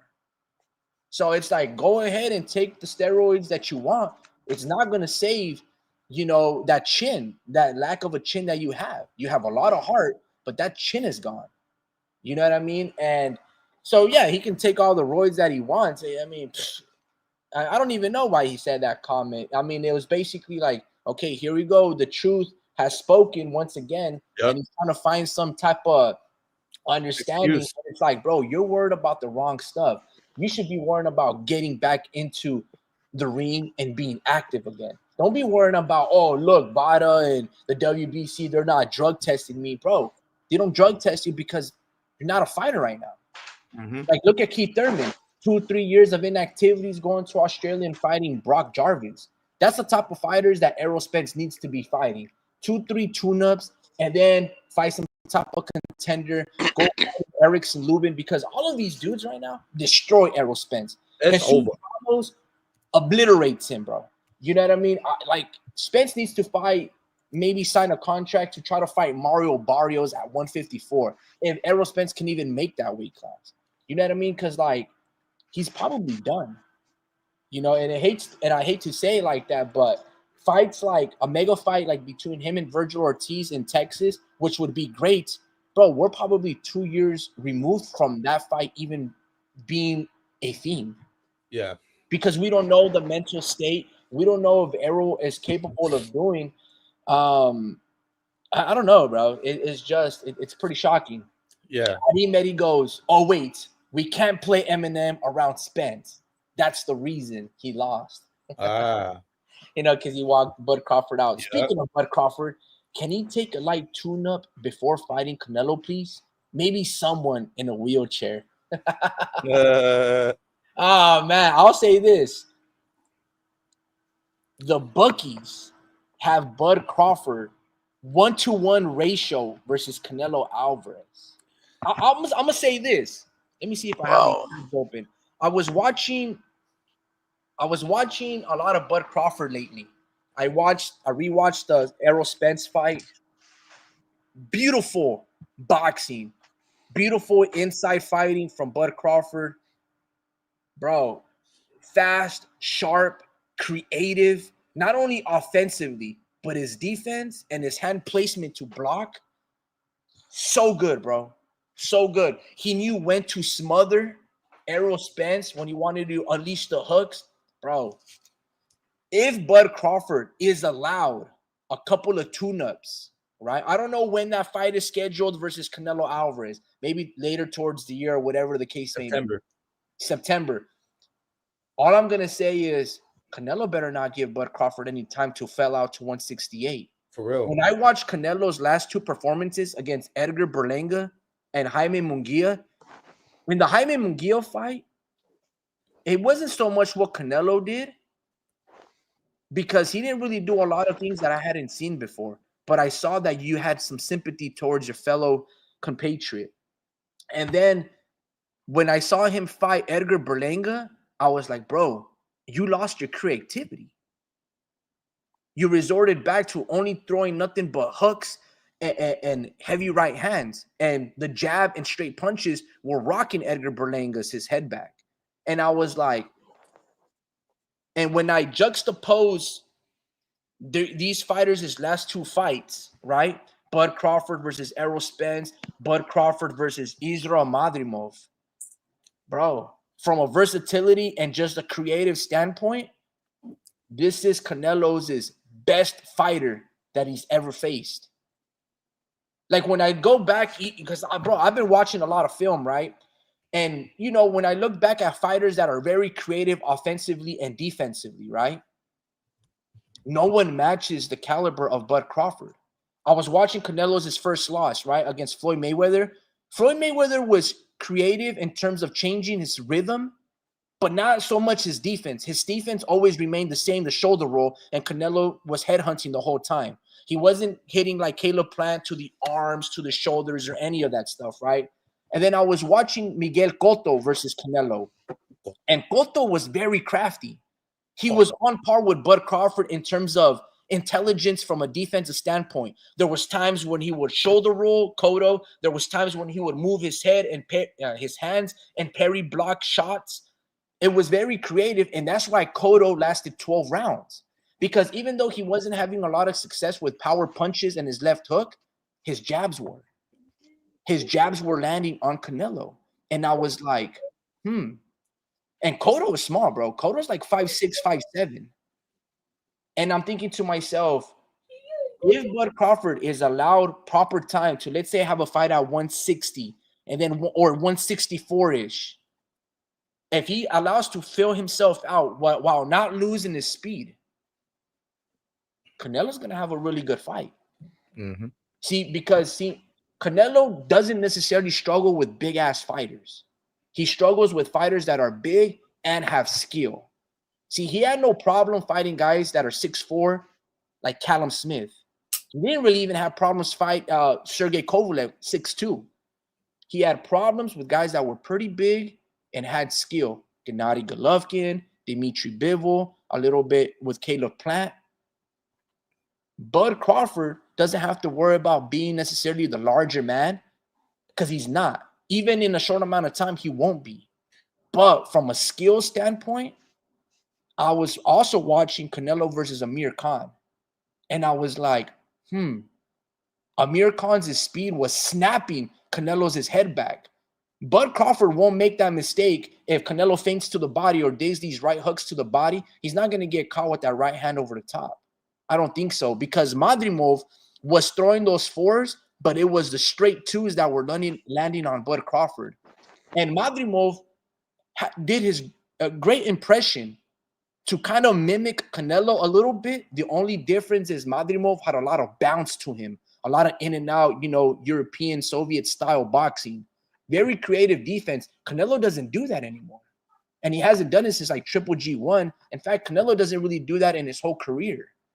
I don't know, man. I'm not saying that the bookies have it right. Like, oh, this fight should not be a 1-1. It should be, Canelo should probably be a 5-1 favorite. But yeah, bro, I was like, that Miguel Cotto, Canelo was like at least 15 pounds bigger than Cotto. And I was like, damn, Canelo, you can't knock out Cotto. You didn't even drop him. And he hit him with some good shit. Yeah. I don't know, bro. I'm not saying we're in for a rude awakening. I don't think so. But from a skill standpoint, bro, Canelo, from his last two fights, bro, he's got to change it up. Especially with Reynoso. They have to find a great game plan. And Pachuco goes, man, Ricky damn lost his mind. Did I just hear Ricky say that Crawford will be Canelo's toughest fight? If so, let the spaceships take Ricky away. Bring him back after the Canelo fight.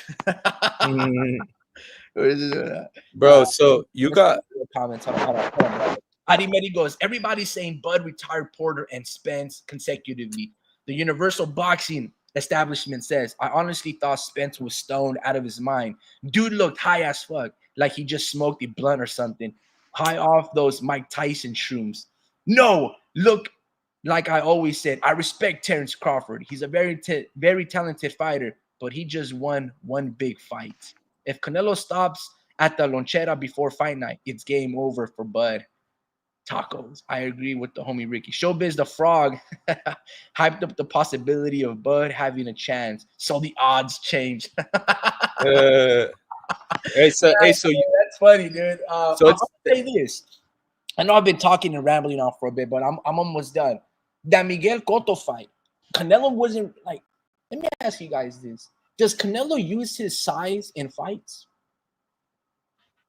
No, No, because no. For he's the most part, especially recently, he's not had the size advantage. I mean, when we think about the the physicality, the whole the structure of the man, the height, arm reach, and stuff like that. No, he doesn't rely on his size. all of these He guys are relies on his big. skills. Absolutely. All of these guys, and that's where I'm talking about. Canelo is always the smaller guys ever since he moved up to 160. Chavez Jr. was bigger than him, Callum Smith, Caleb Plant, Edgar Berlanga, Jaime Munguia, Bivol, Kovalev.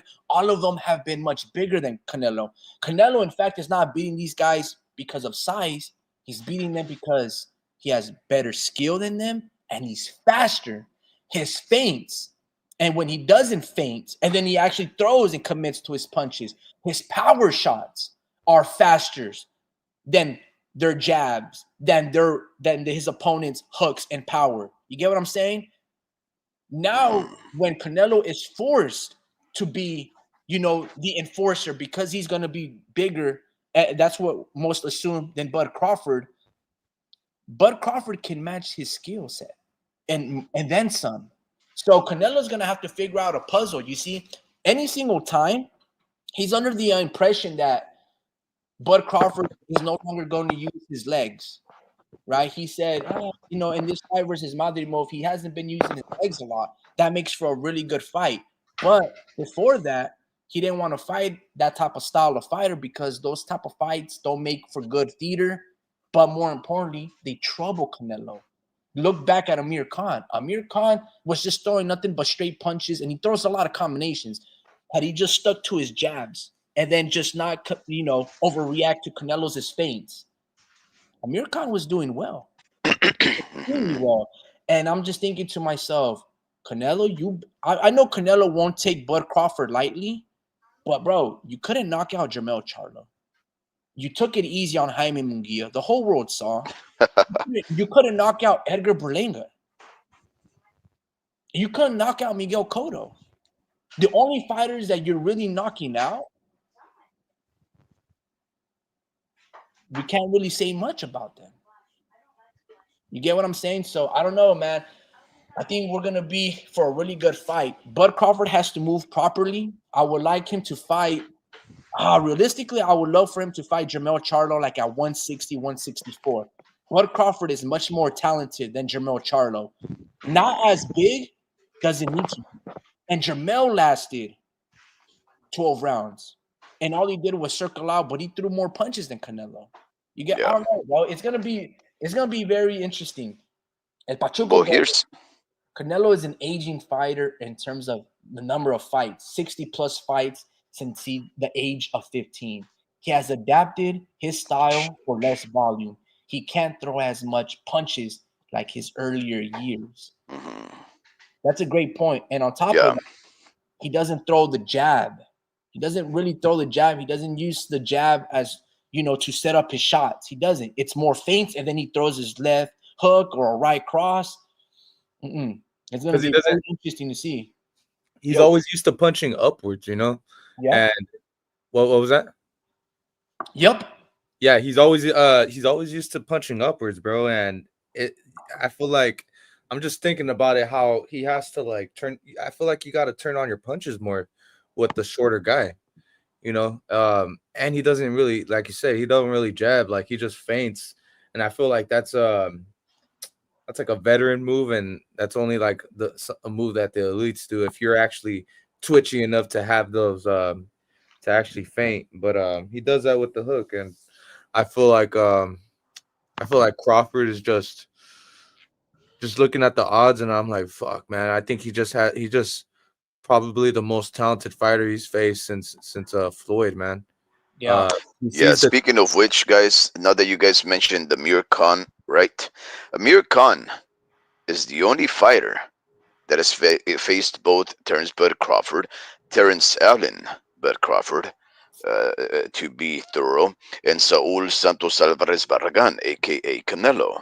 And these were the words that he had to say just a couple of days ago.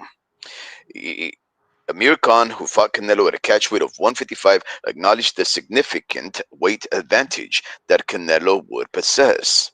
He stated as saying, quote, Canelo is a beast, man.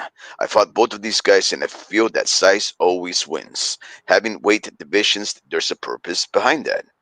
Terrence is special, don't get me wrong, but then there's getting hit by a guy like Canelo, right? He's saying that not only is it bad enough getting hit by a guy like Canelo, it's getting hit by a guy like Canelo when there's weight advantages, right? It goes on and says Khan, who suffered a 6-round stoppage loss to Alvarez, emphasized the physicality of facing the Mexican superstar. Quote, what a fight that would be, though. I'll root for my boy Terrence, and I want him to win that fight, but it would be hard. Does he need that fight? No, I don't think he does. He done so well in his career and beating everyone. He's untouchable, one of the best out there pound for pound. But if it's a big payday, I get why it would be made. Still, why take a risky fight for less money when he can seriously get hurt? We never want to see fighters get hurt. Who said this? Amir Khan. Oh, okay, okay, gotcha. So he is a friend of Terrence Bud Crawford apparently, but he provided his opinion Yeah. on. And remember, Terrence Bud Crawford fought a nearly out the door Amir Khan. In fact, I believe he may have been out the door after that fight. And even though Canelo had brought up Amir Khan to weight divisions up, he still fought him when he was more at his prime, right? And of course, as you mentioned, homie Ricky, Amir Khan, he he was giving Canelo trouble for 2.5 rounds, three, right? Until he timed him, right?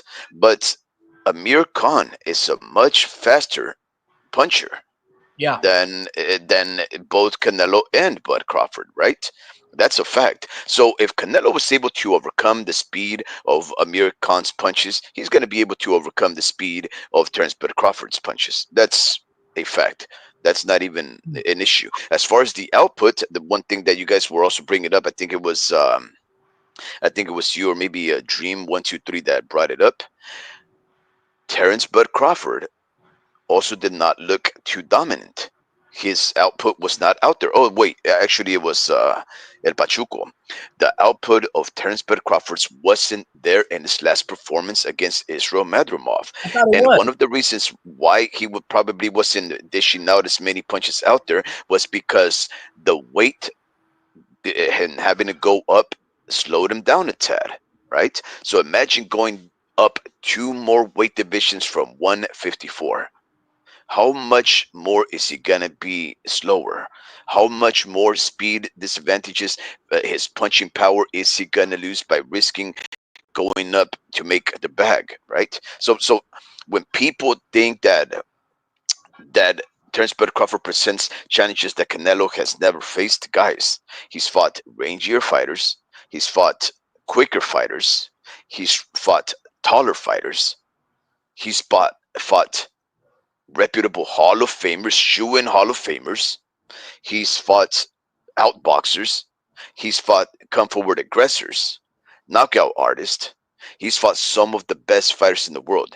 Terence Bud Crawford, even though he may be the greatest fighter in every division that he stepped on, he is nothing new to what Canelo is presented. Maybe you can say he's an ambidextrous fighter. He can fight both from the south and southpaw and from the dexterous positions. Yeah, that's okay. He tried to do that with Israel Madrimov. In fact, when we think of him being a switch hitter, he doesn't really switch hit a lot. He only does it once in a while. Once he decides to walk into a fight with whatever stance he's going to take, Terence Bud Crawford usually fights from that stance, right?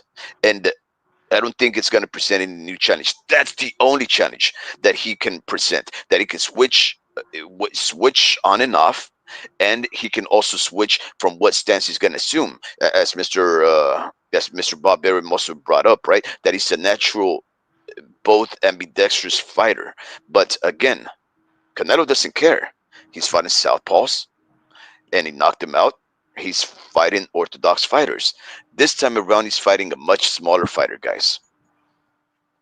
He's gonna Yeah, tear him up. It's not a 50-50, guys. I don't care. These guys are manipulating the odds. They're Yeah. just somebody's making people think like suckers no, right I now. think honestly, bro, like the way I don't know, just the way the odds look, and then just you You're know, reading. You're reading a Pachuco. oh no, El Pachuco, what do you say?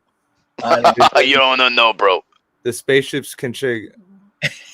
I don't get it. Yeah, but Canelo broke Smith's arm. Is that what I'm supposed to read? Yeah, they can take Drew no, as well. so El Pachuco, just to give you a little context, so we have the UFO, the Universal Boxing Establishment, and the UFO lands and he departs. That's like his thing. So El Mhm. Pachuco is referencing the name, and anyway, like the spaceships can take you guys too. El Pachuco goes. Canelo is an age. I think I read that one. So he doesn't throw as much punches as in earlier rounds. He follows it up by saying, but Canelo broke Smith's arm. He broke Saunders' face, KO'd Plant, and knocked down Berlanga with a 20-pound weight advantage. Did you guys also forget that Canelo fought an elite, skilled Bivol at 175? Hmm. Okay, Hmm. before I get to the Universal Boxing comments, so let's talk about that, right? So Callum Smith is not such a skilled fighter. He's just 6'4", right? He's not creative with his offense. He's not creative with his defense. He doesn't really use his height, and he got beat by John Ryder. So Callum Smith, as we've always talked about, the arc of a fighter isn't just how long you can remain undefeated. It's when life knocks you down or you take a loss. How do you react to when you get back up, right? Look how Virgil Ortiz acts, like a true champion, not just outside of the ring with Rambiosis, but when he gets met with resistance, like guys like Mean Machine, he fights back. When maybe he should shell up or take a knee like Timothy Bradley did with Ruslan Provodnikov, Virgil Ortiz shows you that hunger, that fighting spirit, that balls that's needed for competition at the elite level, and he starts duking it out. You don't see that with Callum Smith. You didn't even see that with Billy Joe Saunders. When these fighters met a little bit of resistance, Callum Smith resorted to just staying on the ropes. Saunders quit. Okay. Now let me talk about Caleb Plant. Caleb Plant did quite well, but when he gets met with resistance, also lays up on the ropes or he starts clinching, and that you don't really see with Virgil Ortiz. That you don't really see with Bud Crawford, right? So these fighters, what I'm trying to say is they're good boxers. Callum Smith is not that creative with his skills, offense and defense. Billy Joe Saunders is slick, but that's about it. He lost to guys like Artur Arkarov, right? And they were giving the decision to Billy Joe. Billy Joe had never really been extremely committed to the sport of boxing. And remember, he took nasal spray, and he shouldn't even been rewarded a championship belt after he purposely ducked Demetrius Andrade. As for Caleb Plant, I got nothing but good things to say. That guy's got great skill. I respect him a lot. Anyway, with Berlanga, come on. Like, you can weigh 30, 40 pounds. The guy's skills is not up to par. He threw less punches, or I don't know. But I'm going to say this, and you guys can correct me. I think he threw less punches than Jermell Charlo, and that's not really saying much. As for Bivol, that could be cherry picking gone wrong. Okay. And what I mean by that is up until that fight versus Canelo, people in the end, they knew that Bivol had great skills. But in his fights and prior to Canelo, his career was mediocre. If Floyd Mayweather called guys like Gennady Golovkin, he's just up and down, no special effects. Imagine what Bivol is. He just throws nothing but straight punches. Rarely throws hooks, doesn't throw body punches, doesn't throw uppercuts. He doesn't fight on the inside. He's just a bouncer in and out like a rabbit, right? And he doesn't even hit hard. He doesn't knock people out. He doesn't put people to sleep like Pacquiao, who was in and out with the jackrabbit style that Bivol has, right? So Canelo probably overplayed his hand against Dimitri Bivol. You get what I'm saying? So you and me, we all knew from the HBO days when Andre Ward was interviewing Dimitri Bivol, we paid attention. But this is a guy that really hadn't fought a lot of great fighters, hadn't been unified, hadn't really been nothing. And Canelo overplayed his hand because 175 is not his weight class. To be honest with you, Canelo's this. Let me ask you guys this question. Is Canelo Alvarez at his best at 168, or was it the lower weight classes? Because I'm going to still stand on this. Canelo is not a 168-pound fighter. All I'm going to say is the 168 division are mediocre fighters. I wouldn't call Caleb Plant a great fighter. Neither would I call Billy Joe Smith or Billy Joe Saunders or Callum Smith. I don't think none of those guys that Canelo beat are very good. They're not complete fighters. Now, I just want to ask you guys this question. Is Canelo his best at 168 or was it at 160, 154? What was it? I think it was in his lighter Speed crash on his bike today. Where'd you see that at? on his story. Mm. Hey, but no, I think a fighter is at his peak if he has a cardio, if when he has power, when he has agility, and he slowed down at 168. Yeah. I think maybe at maybe at 160, 154, that was his prime when he was like, he should have stayed at 154 and actually improved. He did improve with the skills, but he decided to move up with the skill, and I just feel like he should have stayed in those lower weight classes and actually, used what he learned from that fight on, against other fights. And throughout, his career, he actually did utilize, a lot of things from different fighters, like Mosley. I heard the way Mosley actually utilized his jab, to actually set up other punches and flurries of punches. Mhm. Canelo, I guess he learned from that and you started utilizing that in Absolutely. other fights. As well as there's other examples too, but I just feel like at 154, he should have just stayed just because he would have knocked more dudes out. But he still knocked dudes out early in it, at 160 with Kirkland and who else?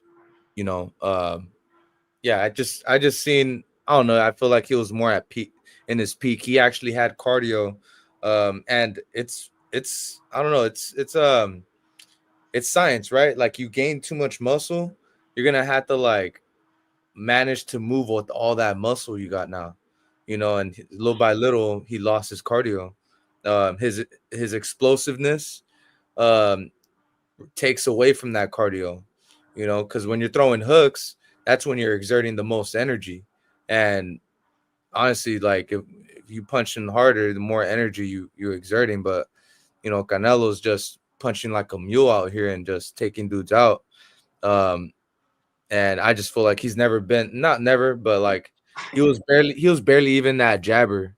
He, if anything, he used the jab to set up the hook, and that's always kind of, Canelo. yeah, Canelo. That Yeah, actually, that's a very good point. He's never been a prolific jabber, not too right? much. He is very good with his jab, though. Like for example, we just have to go back to watching one of the greatest fights of most competitive fights in the past decade. Saul Santos Alvarez Barragan versus Gennady Gedarevich Golovkin, and Yeah. he was, both of them actually were excellent in their output of the jab, the variation of the jab, the using the jab to set up punches, the using the jab to set the opponent back or to engage him forward, the feints. It was an incredible display of not only a jab, right? The power jab. We know that one of the best out there for the decade or so was really Triple G. His jab was one of the most, if not the most, impressive jab in the sport of boxing during his tenure. And when Canelo needs to jab, he's going to jab. But there's no way that he's going to be jabbing the bigger guys, right?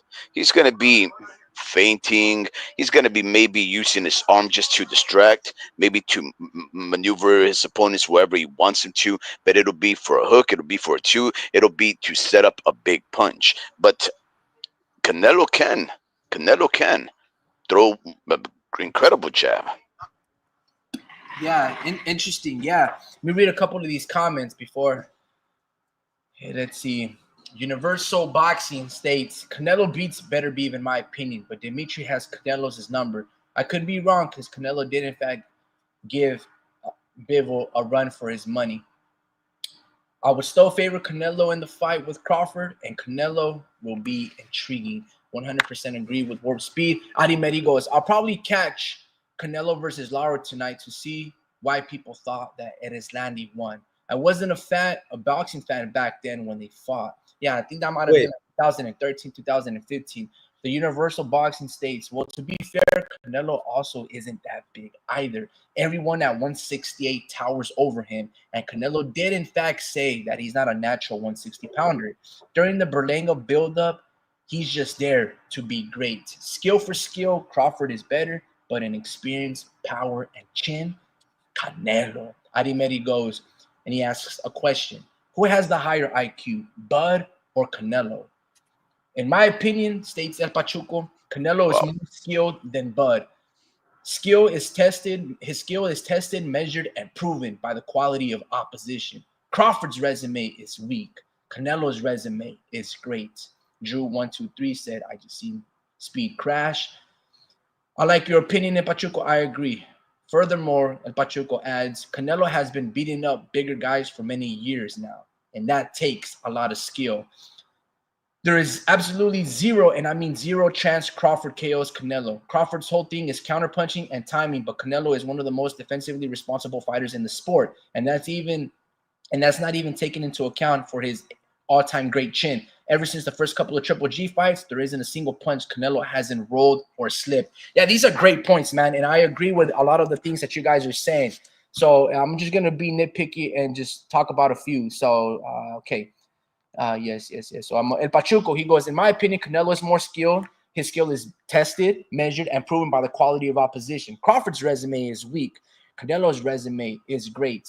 Well, Crawford's resume doesn't get the respect that it deserves because at 140, he fought a lot of tricky fighters. Guys like Felix Diaz, a gold medalist, very crafty, very tricky. If you see fights that he had with Lamont Peterson, guys like that, you see the guy's skill and slickness, right? Kind of like a Billy Joe Saunders, kind of like an Ereslandi Lara, but Crawford stopped him. Victor Postol, very long, elongated Russian lead hand style, Soviet style, reminiscent of Bivol. No one gave Victor Postol a lot of credit, but he stopped Lucas Matisse. Now at 140, I'm not saying it's comparable up there with Dimitri Bivol, but if you look at skill for skill, Victor Postol fights a lot like him. And that's why Bud Crawford had to resort to kind of, if you look at the fight, he let Victor Postol reach, use his height, and Bud Crawford was using a lot of lateral movement in that fight, and then counter punching in between the long jabs and the 1-2s.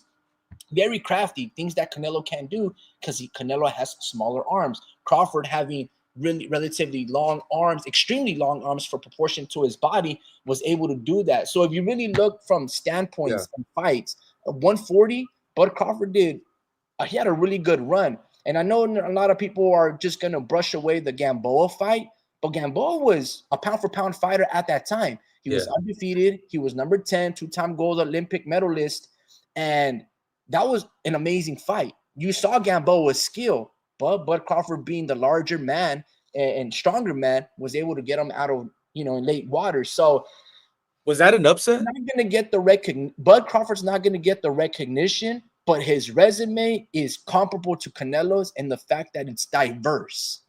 Got a lot of styles, American style, slick Dominican style, Russian, like Mean Machine. A lot of these fighters, Madrimov, it's comparable. So Canelo and Bud Crawford have seen that style, but Bud has never seen a great Mexican fighting style like Canelo, and neither has Canelo ever faced an ambidextrous fighter like Bud Crawford. These guys haven't fought. Like, there is no Madrimov. I can't even say he's like Canelo, but that would be a more athletic version of Canelo. Just add more body shots, right? I don't think Madrimov throws a lot of body shots. Like, we're talking about liver shots, right? It's more jabs or right hands to the abdomen. Canelo don't really throw that. But that would be Bud Crawford's more, like his opponent that must resemble Canelo. As for Canelo, you can say that he's fought a Bud Crawford in fighters like, Ereslandi Lara, probably Austin Trout, but those guys don't switch to orthodox. So it's going to be very interesting to see who because I'm not gonna judge this fight. Oh, Canelo is a much larger man. No, I'm gonna judge this fight when it happens based on their skills, based on game plans and stuff like that. Because to your guys' notion, I agree. Canelo's skill, and what Pachuco states, and he is correct. You need skill to be able to knock out larger men. That's not an easy thing to do. I completely agree, right? But there's pros and cons. If you're the shorter man trying to get on the inside on a much larger opponent, when the larger opponent has never fought an inside fighter or has any inside game of himself, it makes it relatively easy.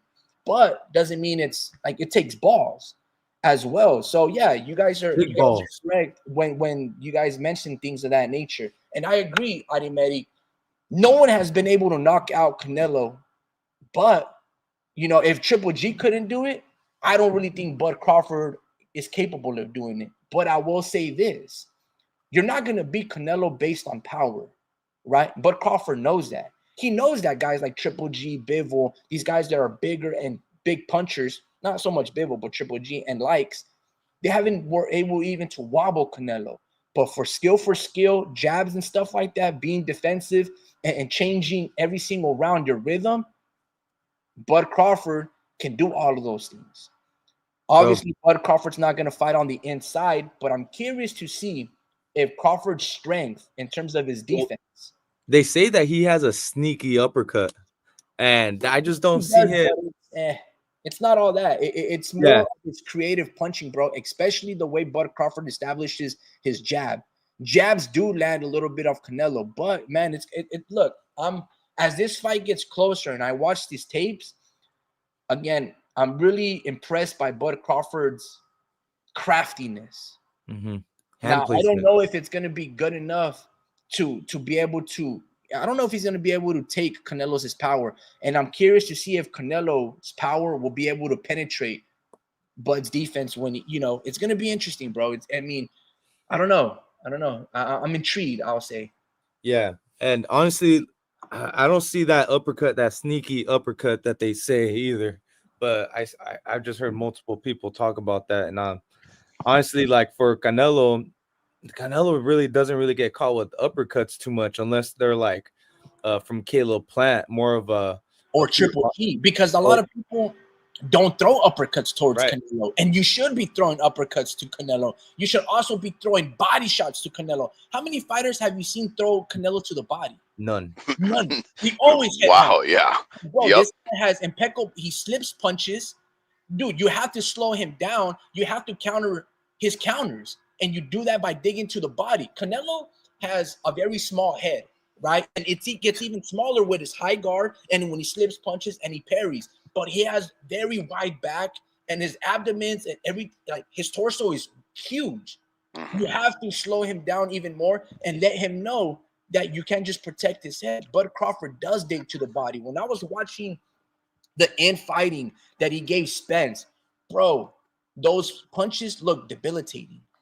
You can tell, like, the minute, I think it was like the second round, Bud Crawford throws a body punch. Errol Spence thought it was low, and he starts kind of like, hey, you hit me low, and it was a perfect body shot. So I'm not saying that. All I'm going to say is this. Bud Crawford's going to throw to the body, and it's going to make Canelo think.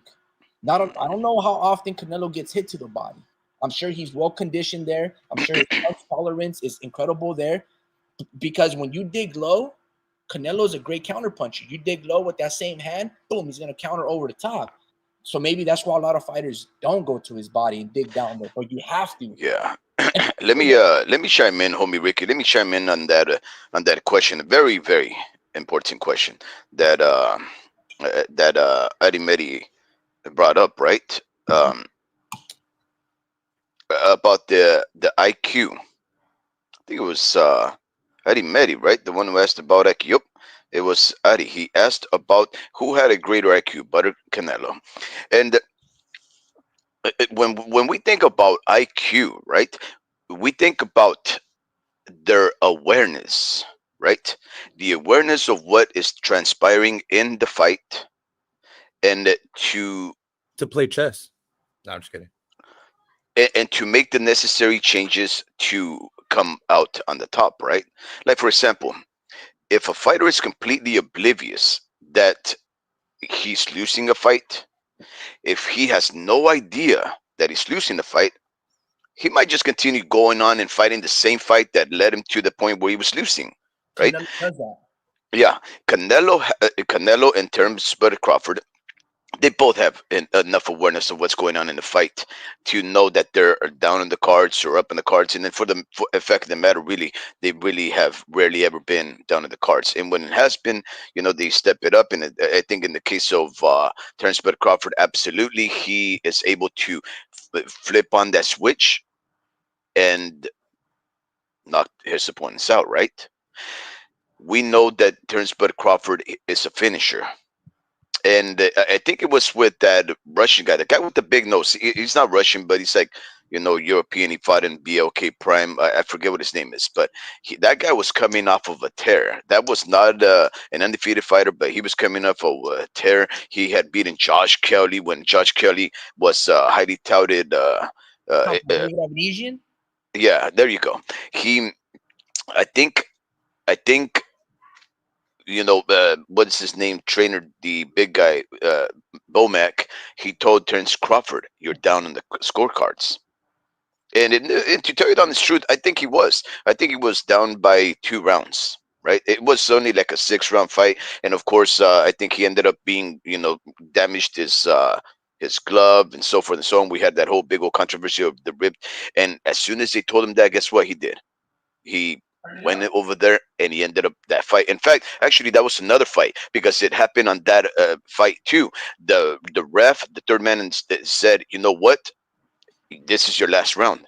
This is your last round. Your glove is damaged. You're not gonna continue fighting," or something to that effect. And then, like 30 seconds later, he knocked out that guy. Right, and Terence Bud Crawford has been able to do that. If he thinks that he's down on the card, especially if they tell him he's down on the card, he's able to take that and work with it and draw a favorable conclusion for him, right? So when we think of ring IQ, we're talking about situational awareness, okay, and the experience to use that situational awareness to become the victor. And both of these guys have it. But there comes a moment when your ring IQ no longer is as important, right? Because size matters. Like, for example, let's say that Terence Bud Crawford was fighting somebody like Dmitry Bivol, who's taller, probably as rangy as him, who's obviously stronger. He knows that he's not going to be able to be the outfighter, right? Because guess what? The other guy is not a come forward aggressor either. He's the kind who just like step back and forth, stand his ground. He's not going to necessarily come forward. So what is Terence Bud Crawford, his situational awareness, supposed to tell him? I'm not going to be able to walk back because he's not going to chase me. I'm not going to be able to, play possum, go to the corner because this guy's not going to fall for it. He has to figure out the only way I can beat this guy is to bring the fight to him. Okay, so he overcomes that situational awareness. He knows what he has to do. Now, can he do it? The thing is this: in order to pull counter, you have to be able to have the reflexes and the reach and the power to execute that pull counter on a bigger guy that also has a very good back and forth game, right? That it has also a very good jab and very good reach. If your physical abilities, if your physicality does not allow you to use situational awareness, then you're not going to have that ring IQ there. You're going to have to resort to more brutish primal instincts, not the situational awareness, the fighter's instinct. He's supposed to get that. And the thing, what I'm trying to get at is this: Terence Bud Crawford, he's fighting a much bigger guy. He's still going to have the ability, the physical ability to use the ring savviness, the ring IQ, right? But he's also using it against a guy that has way better experience, much stronger, and is one of the best slippers in the game, bob and weavers in the game. He rolls his punches. Canelo Alvarez is the best fighter that does not have to retreat, shell up, stick his dukes up in like David Benavidez robotic style. This guy can slip with his head He can bob and weave with his waist. It's incredible. Nobody does it better than that guy. So as far as that question, I think it's really a 50-50, guys, because both of them have the physical ability to use their experience. And I actually think Terrence Bud Crawford, he can use his physical abilities better than Canelo to support his ring IQ in order to make him the winner. Can he win? I don't think so, guys. Can he do it though? This is a sport of boxing, guys. 50-50 chance. It's always a 50-50 when you step into the ring. Now, Nah, I the don't other, think so. you don't think so? I'll tell you this. I'll tell you, I'm gonna keep it simple. Why Bud Crawford has better skills and he's much more intelligent than Canelo. Hmm. Canelo couldn't get rid of Julio Cesar Chavez Jr., who didn't Hmm. come to fight, who just used a high guard and just blocked the shots and laid on the ropes. Hmm. Canelo couldn't get rid of Jermell Charlo, high guard and used lateral movement, right? And circled around. That's who Canelo couldn't get rid of. Hmm. Okay. Basically, people would say that Chavez Jr. and Jermell Charlo did not come to fight. Right? That's why both fighters were booed, respectively. That's why, Callum Smith. and Callum Smith, absolutely. These are guys that all they did was shell up, essentially. Canelo made them shell up. He was too fast, he was too strong. My thing is this: has there ever been a fighter that shells up against Bud Crawford? Mm. No, it's Um. never been. Because if they try to do that, you don't want to lay on the ropes with Bud Crawford. He's too creative and he's going to throw these punches that you don't see coming from different angles, uppercuts, body, head, and low, straight punches, hooks around your guard. He's going to piece you apart, as he did with guys like Gary Jean. But what was the other kid, the other fighter from Philadelphia? He used to talk a lot of shit. Hank Lundy. These fighters that did try to lay on the ropes, Bud Crawford pieced apart. You can't lay on the ropes against Bud Crawford. These fighters like Jermell, Callum Smith, and oh boy, the other fighter that I just named, Julio Cesar Chavez, were able to lay on the ropes and take and block Canelo. Berlanga did that as well. Hell, you might even say Bivol in the early rounds stayed there, and Canelo wasn't able to penetrate through the guard. Now, maybe he'll be able to penetrate Bud Crawford's if Bud decides to lay on the ropes and stuff. All I'm gonna say is this. That's how I know Bud Crawford is wittier, is much more creative. You get what I'm saying? Because he's able to find a way around your defense. Canelo hasn't given us a different look from a defensive standpoint. Yes, he is defensively sound when he's coming forward. When he's pressing forward and slipping punches to land his offense, he doesn't neglect his defense. It's always pinpoint and tight. He does the pull counter, pull back, slip, uppercut, and things of that nature, trying to bait you in and then out feint you. He does these things. We know this. However, he's hasn't resorted to showing us another defensive move for a really long time. Bro, he's got 60 fights. If you look at his fights, he's always having a knee brace because of close to 70 fights. All I'm saying is this. That's how I know Bud Crawford is much more wittier and creative. And there's a reason, besides the Madrimo fight, all of these other prior fights have ended knockouts. When he's supposed to fight, guys like Jeff Horn, Kell Brook, Amir Khan, he gets rid of them as you're supposed to. Canelo wasn't able to do that against Cotto, knowing that he was the larger man. He wasn't able to knock Callum Smith. I don't even think he knocked Callum Smith down. I don't even think he dropped Chavez Jr. And these are guys that, like Chavez Jr., there was a rehydration clause, there was a catch weight, and all of these things. And you still couldn't knock him out. Now, I'm not saying these advantages that these fighters at 168, 175, Bud Crawford's going to have these things. No, I don't think Bud Crawford will rehydrate to 180. He'll be much smaller in scale or probably on par to whatever Jermell Charlo weighed in, right? But even then, let me look a little bit of that fight. Canelo versus Jermell Charlo, bro, because I know we bought it, but I don't really remember too much of it. Let me just see a little bit. Let me see a little bit.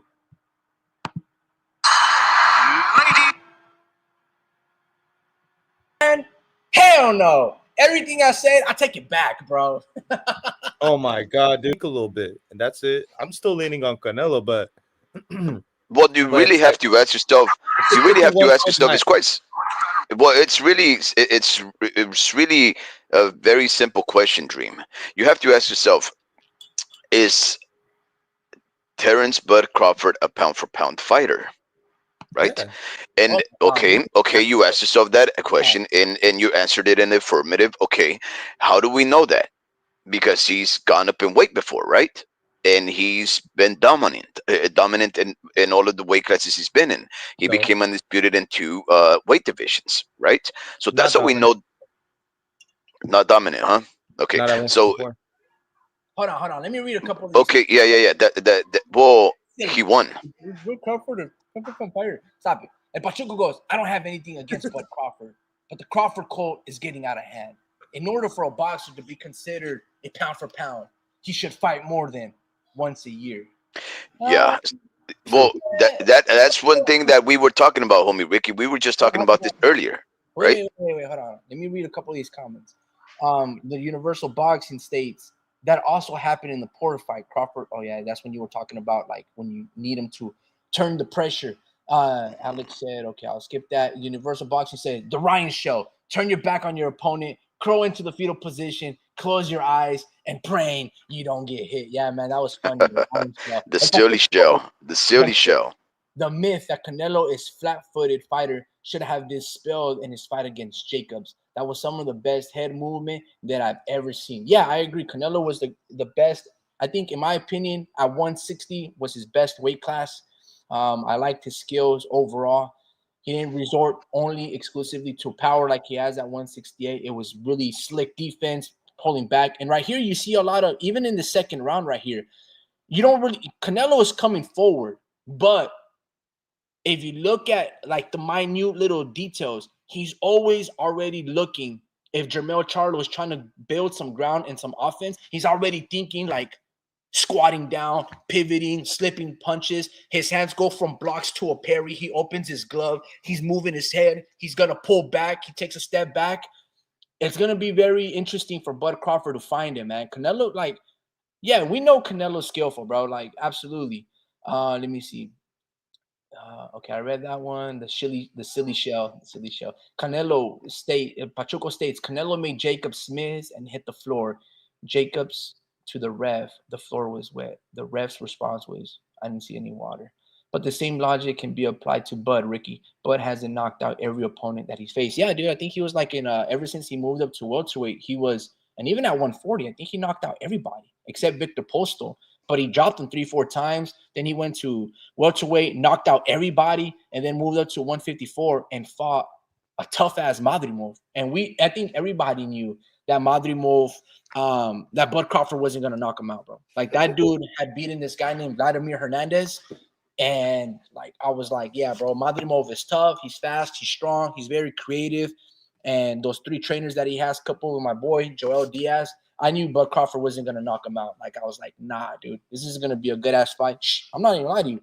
I thought Madrimov beat Bud Crawford, or at least he did enough to retain his, his championship belt. But be that as it may, actually, I'm not gonna say be that as it may. I want to see that rematch, like Virgil versus Bohachuk. I need to see Madrimov versus Bud, because both fights, I'm not convinced that the fighter that got the nod deserved it. They fought great. Yeah. But regardless, I would like to see, the running back. Yeah, man. I want to watch this fight back over again. I don't really remember all the details. I was, in fact, in Dallas when this fight occurred. So I was kind of on and off watching it. So I really need to watch it. But look, I love Canelo. I respect his skills. Sometimes I do get fed up about these things. Like, I'm not going to lie to you guys. I am intrigued of this fantasy matchup. That's what I would call it. Bud Crawford versus Canelo Alvarez. I would call it a fantasy matchup. I would favor Canelo because he's also one of the most skillful fighters in boxing right now. Hence why he gets paid the way that he does, because people recognize his skill, and the fact that he's beating larger men, like you said, Pachuco, is not an easy thing to do. Even though he tames them and does all these things, very difficult to do, especially with the smaller fighter. I will Yeah. say this. I don't really want to see this fight, Bud Crawford versus Canelo. If we're going to get it, fine. But I would like Bud Crawford to fight and unify at 154 and fight guys like Jermell Charlo. There's proper steps. Everything in Bud Crawford's career has been very methodical. It's been one weight class at a time. He doesn't jump weight classes like Canelo did, from 154 to 164. He doesn't go from 160 to 175 and then settles at 168. You don't see that in the black fighter in the American. You don't really see that. You don't see Shakur doing that. You don't see Jaron Boots Ennis doing that. Hell, a lot of these fighters that are supposed to be amazing, like Jaron Boots Ennis, ducked Virgil Ortiz. He showed his skirt and he's like, nah, bro, I'm not trying to fight that. You don't see those. If they were to ask Shakur, move up to 140 and fight Teofimo Lopez or fight, Mario Barres at 147, Shakur ain't taking that fight. These fighters don't do that, So, hell, Errol Spence won't even do that. You see Mexican fighters and all these other fighters move up multiple weight classes, skip leaps and bounds and dare to be great. When Jermell attempted it, I thought it was a brave effort. Same thing with Bud Crawford attempting to skip 160 to go to 168, no tune-ups in between. That's bravery, but they don't see that. They don't applaud that, right? The black fan does not applaud the black fighters like Jermell, like Bud Crawford. They call them stupid, right? And maybe so. So and I don't know, bro. I'm on the fence. Like I said, I'm very intrigued. I do favor Canelo 65-35 because I respect Bud's skills.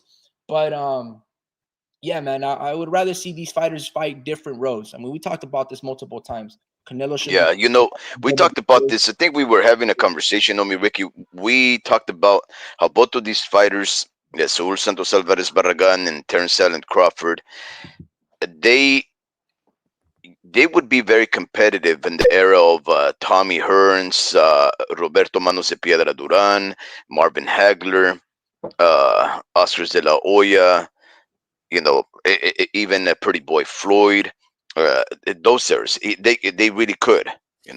They would be very competitive. I see that very much so with both of these fighters, and especially Terence Bud Crawford. Right? I could definitely see Terence Bud Crawford and Tommy Hearns, Terence Bud Crawford and Marvin Hagler, right?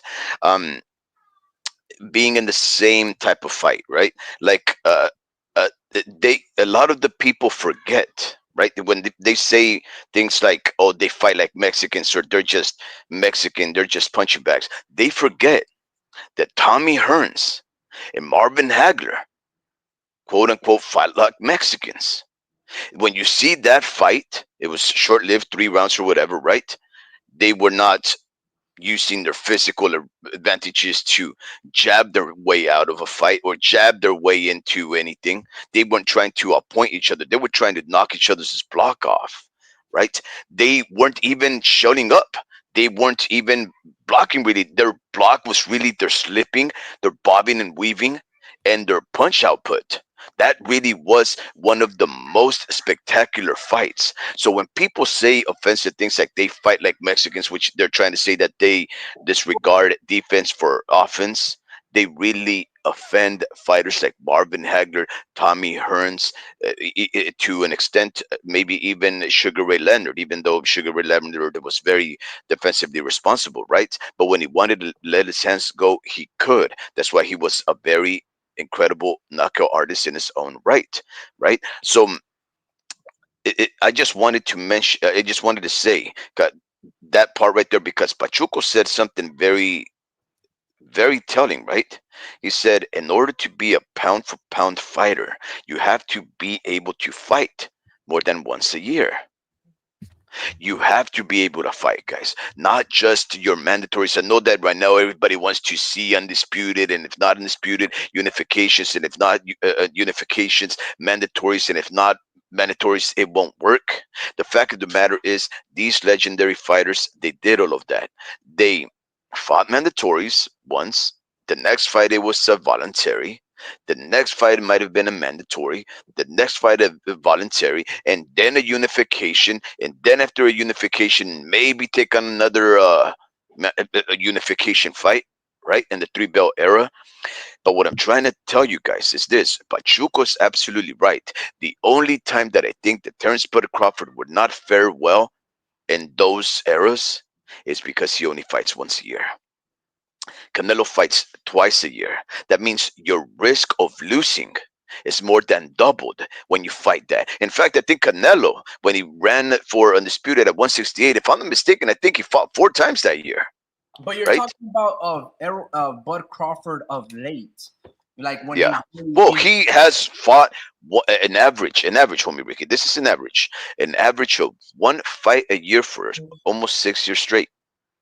Bud Crawford. One fight. Look at his record. Look at his record. I know he has 7 fights in the past 6 years, or maybe 6 fights in 5 years, but let's do an average of 1 fight a year. Mm, mm. Let me see this. Look at it. It's incredible. It Dude, really is incredible. Is that the He's the welterweight Gary Russell Jr. I don't know, but yeah, I think that's why he was suing Top Rank, because there was like, bro, you guys, yeah, you guys are only having me fight once a year. So yeah, that sounds about right, actually. No, no, no, no, no. That was not his gripe that he was fighting once a year. He was suing Top Rank because he wasn't able to get the PBC fighters. That's who he wanted. But it wasn't that. They were promising him fights. They were giving him good fight. In fact, I would say that Bob Arum, one of the worst business decisions he ever made, is signing Bud Crawford for a secure average of $4.2 million to fight, especially after he rewrote his contract and he extended the contract, and of which Crawford accepted. He basically, his gripe was he could never get the PBC fighters to cross the street. That's out of Bob Arum's hands. I mean, he's paying you handsomely for the Khans, the Brooks, the whatever that guy's name was, the guy with the nose, very manly nose, by the way. Those guys, the Porters, he was paying them. He was paying them a secured multi-million per fight for those level of fights, guys. Remember the pay-per-view with Terrence Bud Crawford and Sean Porter? Remember when it sold 35,000 pay-per-view fight numbers? Yeah. Here's the thing, guys. This is the reason why I am very displeased with the American boxing fan. In the case of Terrence Bud Crawford, guys, we had an opportunity to make him one of the best fighters of our history. And we decided that because he didn't have the personality, because he wasn't bombastic, because he wasn't with the PBC, that we weren't going to help him elevate him to a superstar.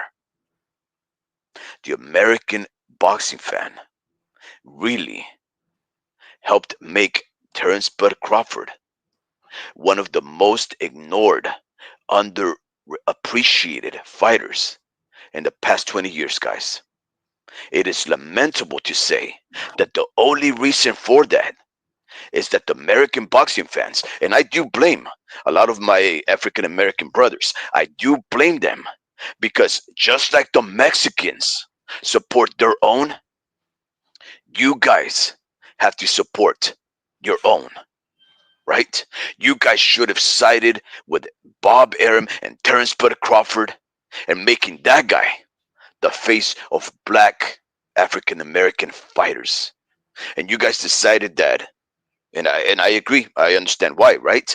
That Errol Spence Jr. should be the face for black boxers in the welterweight division. I agree with that. Absolutely, an incredible fighter in his own right, Errol Spence. But when Terrence Bud Crawford was coming up at 135, 140, 147, man, we should have been there. And I'm not only talking about the blacks, I'm talking about the browns too. We brown people, we people that are a mix of blacks and whites, we should have been supporting that guy no matter what. When Which we when side? they man when they came to the heart of brown faces, Who, Los Angeles, who you right? talking about? I'm talking about the Mexicans. No, They should have been back in LA when Terrence Bud Crawford showed up. you mean Jermell Charlo showed up? No, no, no, no, no. Well, that's another one. But remember when Turkey Ali Sheik brought Riyadh Season 2 LA? Yeah, but And that we was a sold out event, no? no, no, it wasn't. No, it wasn't. It wasn't even halfway sold, homie Ricky. It was ridiculous. I'm telling you. It was I sold out. blame. Incorrect. Why don't you go back? Why don't you go Oh, back I'll tell and you what watch the happened. thing? I'll tell you what happened. What They were happened? giving out tickets. No. Yeah, they were. What no. happened, Drew? Tell us, man. So here's the scoop, guys. No, I'm just kidding. But I think what Scoop. happened was they I'm gonna cut call the this guy the Scoop now. now, and this doesn't sound like good either, but they cut their prices in half. And then they started selling. And then they sold out. Like they actually sold out though. Ness, like I remember him saying it, they sold out. That was a successful event on their part. Like that's what he said. Sold out. And the day of, they sold out the day of the fight. So I'm not sure if that makes it any better, you know. But that's a fact. No Yeah, I do secret. remember the tickets being very expensive, and I do recall that you guys were saying that they slashed the ticket prices in half. But yeah, man, I will say this. Well, couple things. I don't blame the black fight fan in not supporting Bud Crawford. You guys got to remember, for like 10 years, Bud Crawford was very, like, he was not accessible. And he did not have a personality. And he was always angry. Always angry. This guy wasn't friendly. He wasn't amicable. And when he was interviewed, his answers were short. There was no personality. Like it's more like you ask him a question and then he just be like for example, if I tell you, hey man, how's your day going, guys? You guys are gonna be like, good. That was Bud Crawford. Good. It wasn't like, oh man, my weekend was great, guys. Like I started off with a 2-mile run, then I ran into a coyote. Yeah. I twisted a little bit of my ankle and I was a little scared. He's not gonna open up to you at all. So I don't blame the black fight fan or the Mexican American fight fan or the white fan from not supporting Bud Crawford. He was extremely unlikable, very vulgar, always ready to throw it down. Like, bro, it's like, relax. We know you got a chip on your shoulder, and Bud Crawford would be the first one to tell you. As of late, after the Bud Crawford, when he demolished Errol Spence, then he started to open up more. But I don't blame fans for not supporting Bud Crawford, bro. You aren't approachable. I'm not trying to. But look, yeah, no, but again, you know what, homie Ricky, I even have an issue with that. No, I no, even no. have an issue with that because Listen. No. Hold on. So I don't blame the fans for not. The fans are speaking, and they can choose to like which fighter to support fiscally, emotionally, or tune in to social media. Like, when was Bud Crawford ever giving you access or being comical or showing you a funny side? When he would say, "Oh, we have to," when they would tell him, "Yo, you got to play the game along," he's gonna be like, "I don't gotta be like those guys." He would say things like that. So then he should not feel like we have to kiss his ass or put him on this pedestal if we can't relate to him. A lot of the reason why fighters or they have cult following is they're personable or we can relate to them. A lot of people couldn't relate to Bud Crawford. And then the minute you try to compliment him, or you say, let's say you've been complimenting him his whole career because maybe you go fishing and he likes to fish, you're into dogs and he's into fighting dogs or whatever the case may be. You have a Monte Carlo, he has a Monte Carlo or an El Camino, and then you guys have a lot of things in common. But the minute you say some type of criticism, he takes that as you've never been supporting him ever throughout his whole career. I know these things because I remember a decade ago or 12 years ago, these were the diatribes that fans were having towards Terrence Bud Crawford. So it's not like he was just like, oh, we had to do better. No, he had to do better. He had to do better. He had to open himself because at the end of the day, you're a prize fighter. You're not just a boxer, right? You got to play along to get along. You know what I mean? You got to pay to play. And he wasn't. He was very angered. And that's why, to El Pachuco's point, Crawford got paid extremely well by Top Rank for fighting. I wouldn't say that there was subpar competition at 140. There were really good fighters, and he got overpaid. They treated him well for the lack of personality, for the lack of generating profits for that company. Bob Arum said they lost a lot of money in Bud Crawford. You get what I'm Yeah. saying? So Good that, point, Somi Ricky. But can I retort? hold on, I'm not done yet, man. Not just I jumping. mean, I know you could go on forever, but here's the thing. Those are uh, misplaced favoritism from the boxing world.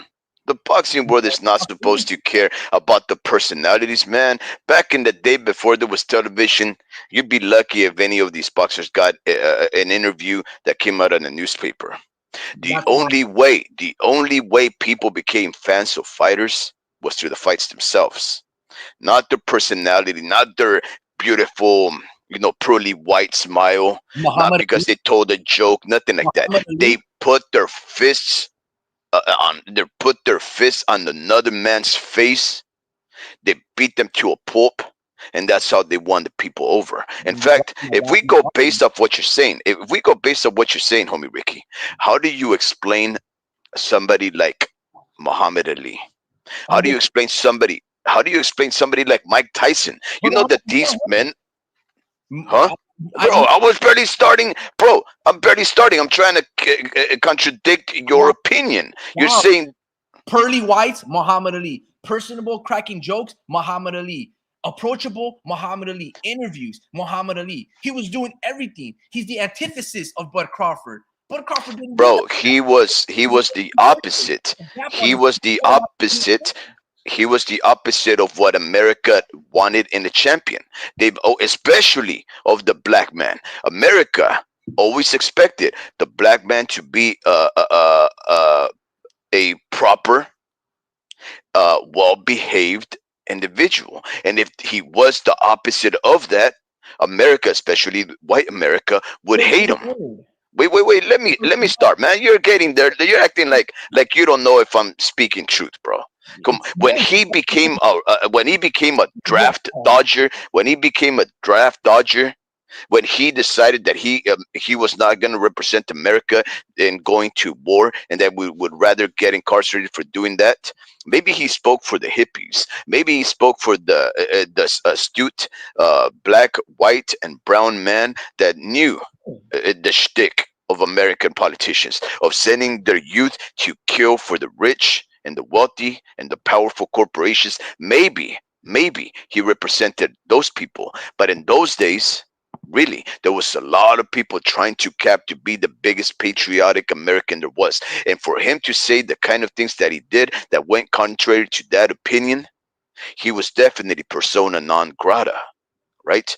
Somehow somehow he still became the greatest, most beloved American fighter, and in fact, American personality, a historical figure after that. You know why, homie Ricky? because they Not, killed be- not because of his pearly whites, not because he dodged the draft, because of his fights, them.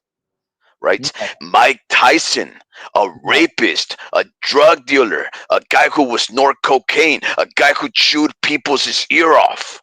That guy, the guy who talked about raping his opponent in the press conference, a completely despicable individual. Why was he a fan favorite? Not because he was personable, not because he was friendly. He was liked by the boxing world because of his fights. What I'm trying to tell you is this: when you start caring about a fighter because he tells a good joke or because you have something in common with him, listen, the only thing that you should have in common with him is that you step into the ring as he does. And if you do not step into the ring, don't get bothered if he does and he hates the world because of it. All right? You're only supposed to care whether or not he's going to provide you entertainment, excitement, and if he's going to pummel his opponent. Has Terrence Bud Crawford done that? Absolutely. No. Listen, you're only looking at one aspect of the sport. You're just looking about what happens in the ring. Let me tell you, what happens in the ring does not matter so much. It does matter, obviously, but what matters more is everything that you do outside of it. Okay. For example, Muhammad Ali, a lot of people paid attention to him, but they paid attention more to his interviews. When he would go on the Tonight Show, when he would speak his rhythm and rhymes, and it would be funny and comical. That's what made him bigger than thou, because he would talk his ish and then back it up against the ring. Sugar Ray Leonard, very approachable. One gold medal, was ubiquitous over in media and newspapers, all of these things. He did everything else and kicked ass. Right? Where guys like Marvin Hagler, they didn't do any of that. They just kicked ass. That didn't get them as far as Sugar Ray Leonard. All right? Same thing you can say with Oscar De La Hoya. He did all of the media, the social media, all of the stuff, whatever it is before then, even though I have social media at the time. You get what I'm saying? Mike Tyson, yes, he kicked ass in the ring, but it was those moments outside of the ring, the interviews, the vulgarness on the Tonight Shows and all of these things, that every single minute he was willing to turn up, say some crazy stuff that you just stated that he would say, all of this noise. That was what's making the headlines. That's what people were tuning in. And then you get the knockouts. Same thing with Errol Spence. More people paid attention to Errol Spence, not when he was beating guys like Kell Brook. It's when he had the freak car accident and he spiraled hella all crazy, like, Doc Hudson on Cars. So what you're saying is America loves the gossip. Hold on, it doesn't matter. What I'm talking about, this is what Bud Crawford failed to do. And it wasn't just him knocking out dudes. If that's what you're trying to tell me, that's not just going to sell in this day and age. You have to have everything else. Same thing with Deontay Wilder. Deontay Wilder didn't have a big following when he was knocking out all of these dudes. He became much bigger when he went viral. Till this day. That's what he's Homie Ricky, you're so wrong. No. El Pachuco. I'm gonna prove to you right now why. El Pachuco goes Canelo. Canelo, when he was fighting guys like James Kirkland, Perro Angulo, under 300 pay-per-view purchases, right? When he started going viral, when it's like, when he went viral on Demetrius Andrade, when he started learning English, when he had these little viral moments, right? When he was saying all of these funny stuff with his broken English and Spanglish and all of these things. That's what made him even bigger. That's what got him trending more so than his knockouts. Yes, sure, the Amir Khan knockouts, the James Kirkland, those also go viral too because, viral moments, guys shaking and hyperventilating on the canvas and flopping like, a fish out of water. Those go viral as well. Everybody loves those knockouts. But people show and circulate more of Canelo's is like, get the fuck out of here. All of these things, the Caleb Plant, the Edgar Berlanga, that's why those fights sell. Not so much the buildup of them knocking down the highlight reel. Diamond dozen fighters out there like that. Keep going that way. Yeah, well, that's funny that you say that, right? You're so wrong. Because one of the most viral moments in the past decade of boxing, homie Ricky, do I have to remind you? It involved Terrence Bud Crawford. Crawford? Yeah. Terrence Bud Crawford. Terrence Bud Crawford and Errol Spence once ran into each other in the hallway. Everything other than the fight, my boy. Wait. No, wait. You're the one who's talking about these viral moments, staying in the good graces of the boxing fans. Everything except the fight, right? That's what you were getting at, right? So here it is. Errol and Terrence Bud Crawford ran each other in the hallway. They made a viral moment that led to one of the biggest buildups in the sport.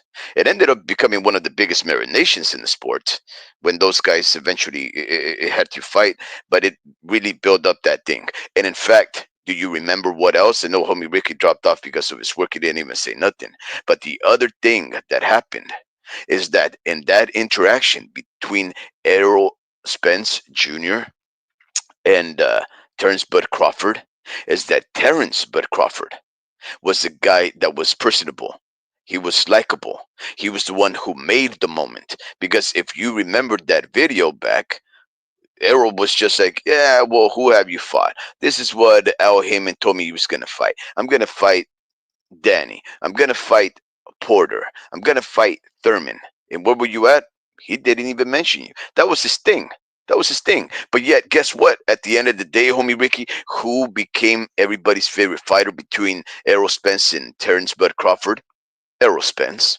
Errol Spence, the boring guy that you never hear nothing of. The only thing, he never had a good interview at all. He was a very boring individual. In fact, the only time he ever made news was when he was killing himself, almost flying out of a Ferrari at 100 miles an hour, face first, right?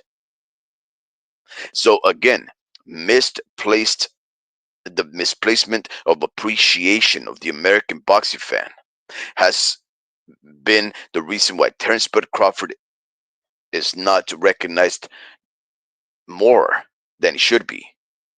Terrence Bud Crawford and Errol Spence made a moment, all because of Terrence Bud Crawford, right? But who is the one who became everybody's favorite fighter? Errol, one of the most boring guys out there. If you've ever heard an Errol interview, he's so boring. Yeah, I'm gonna go over there and hang out with my horses, get a couple of eggs from my chickens. Boring, boring. So don't give me that crap about Terrence Bud Crawford being so boring and keeping himself away from the boxing world, therefore making himself underappreciated and disliked almost because he made one of the most viral moments of all time. He just puts his words to his fist and he converts them into punching power to his nemesis. An American boxing fan never could appreciate that from him. Dream, are you still there? Yes, I am still here. You know what? We haven't allowed you to talk for a minute. Let me ask you something, man. Let It's me just hard. I let can't. me. You can't, huh? Because we've been. Yeah, I know. But the host doesn't want to let us talk, and Nah, I guess I'm loud enough.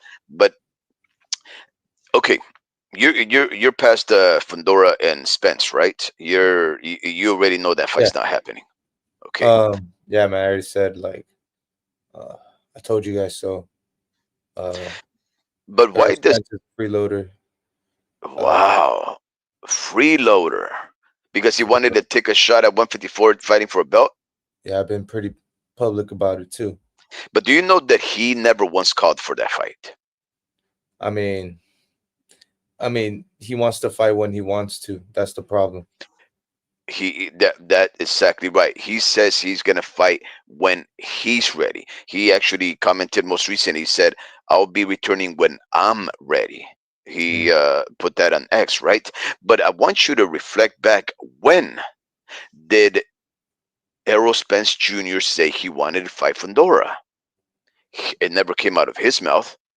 In Uh, fact, the message itself says it.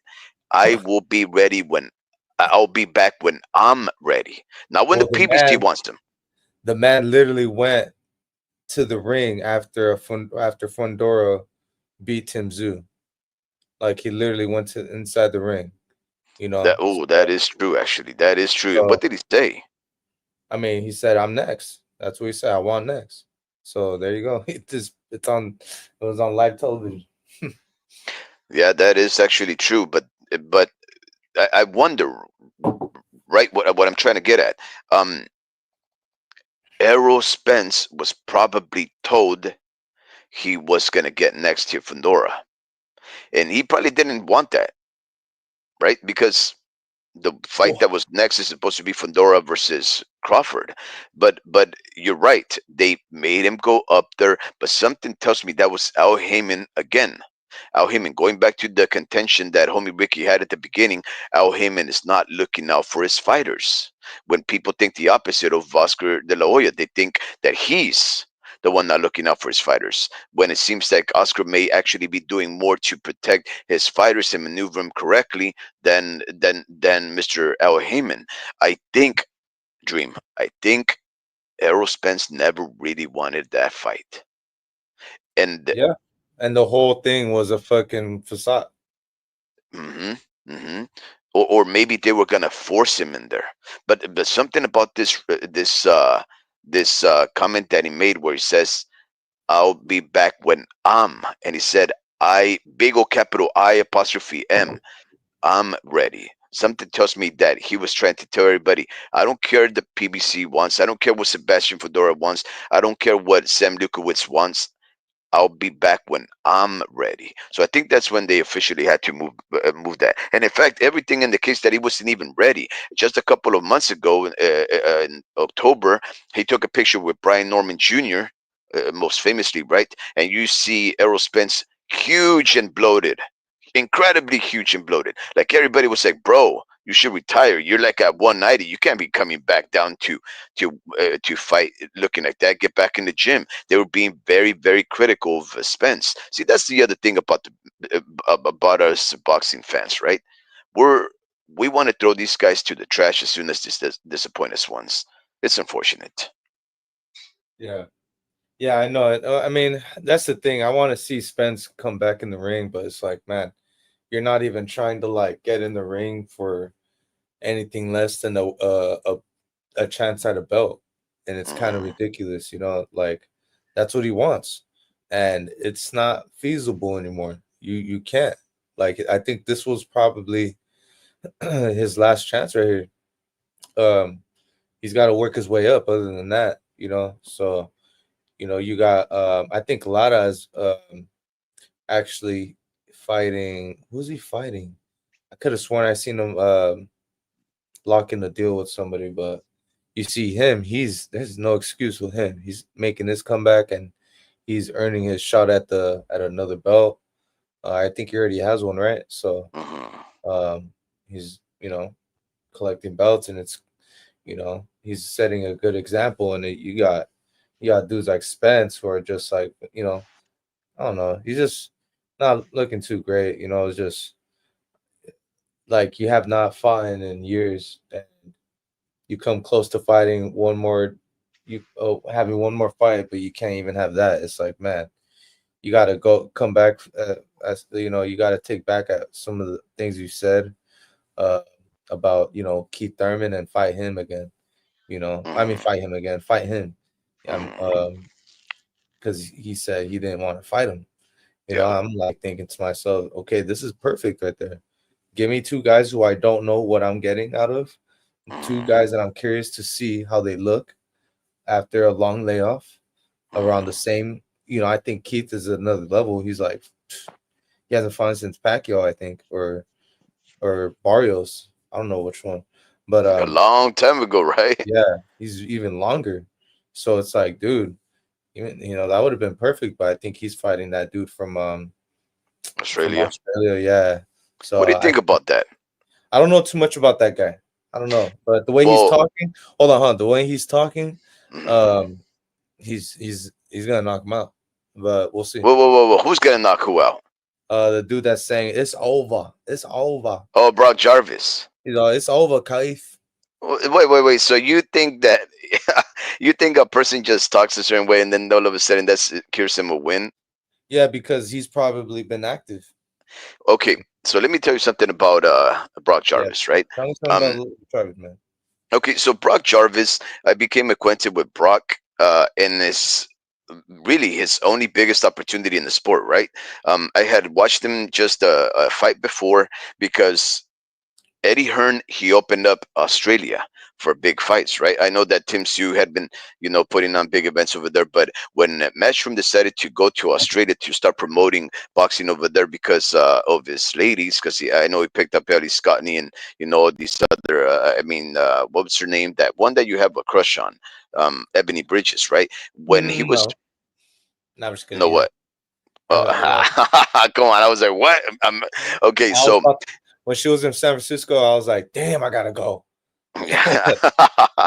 Yeah. So when he was hanging out with Emily Bridges and just opening up Australia for boxing, one of his biggest events, his first inauguration event actually in Australia, if I'm not mistaken, was Liam Paro and Brock Jarvis. Liam Paro and Brock Jarvis were undefeated. Both of them were coming off of incredible wins via knockouts. Both of them were young. They're still young and feisty. It was going to be a 50-50 on paper, right? And Liam Paro made short work of Brock Jarvis. If I'm not mistaken, if my memory does not betray me, he knocked out Brock Jarvis in the first round in the first two Who minutes. did? Liam Paro, Jarvis? yeah, Liam Hmm. Paro knocked out Jarvis in the Okay. first round.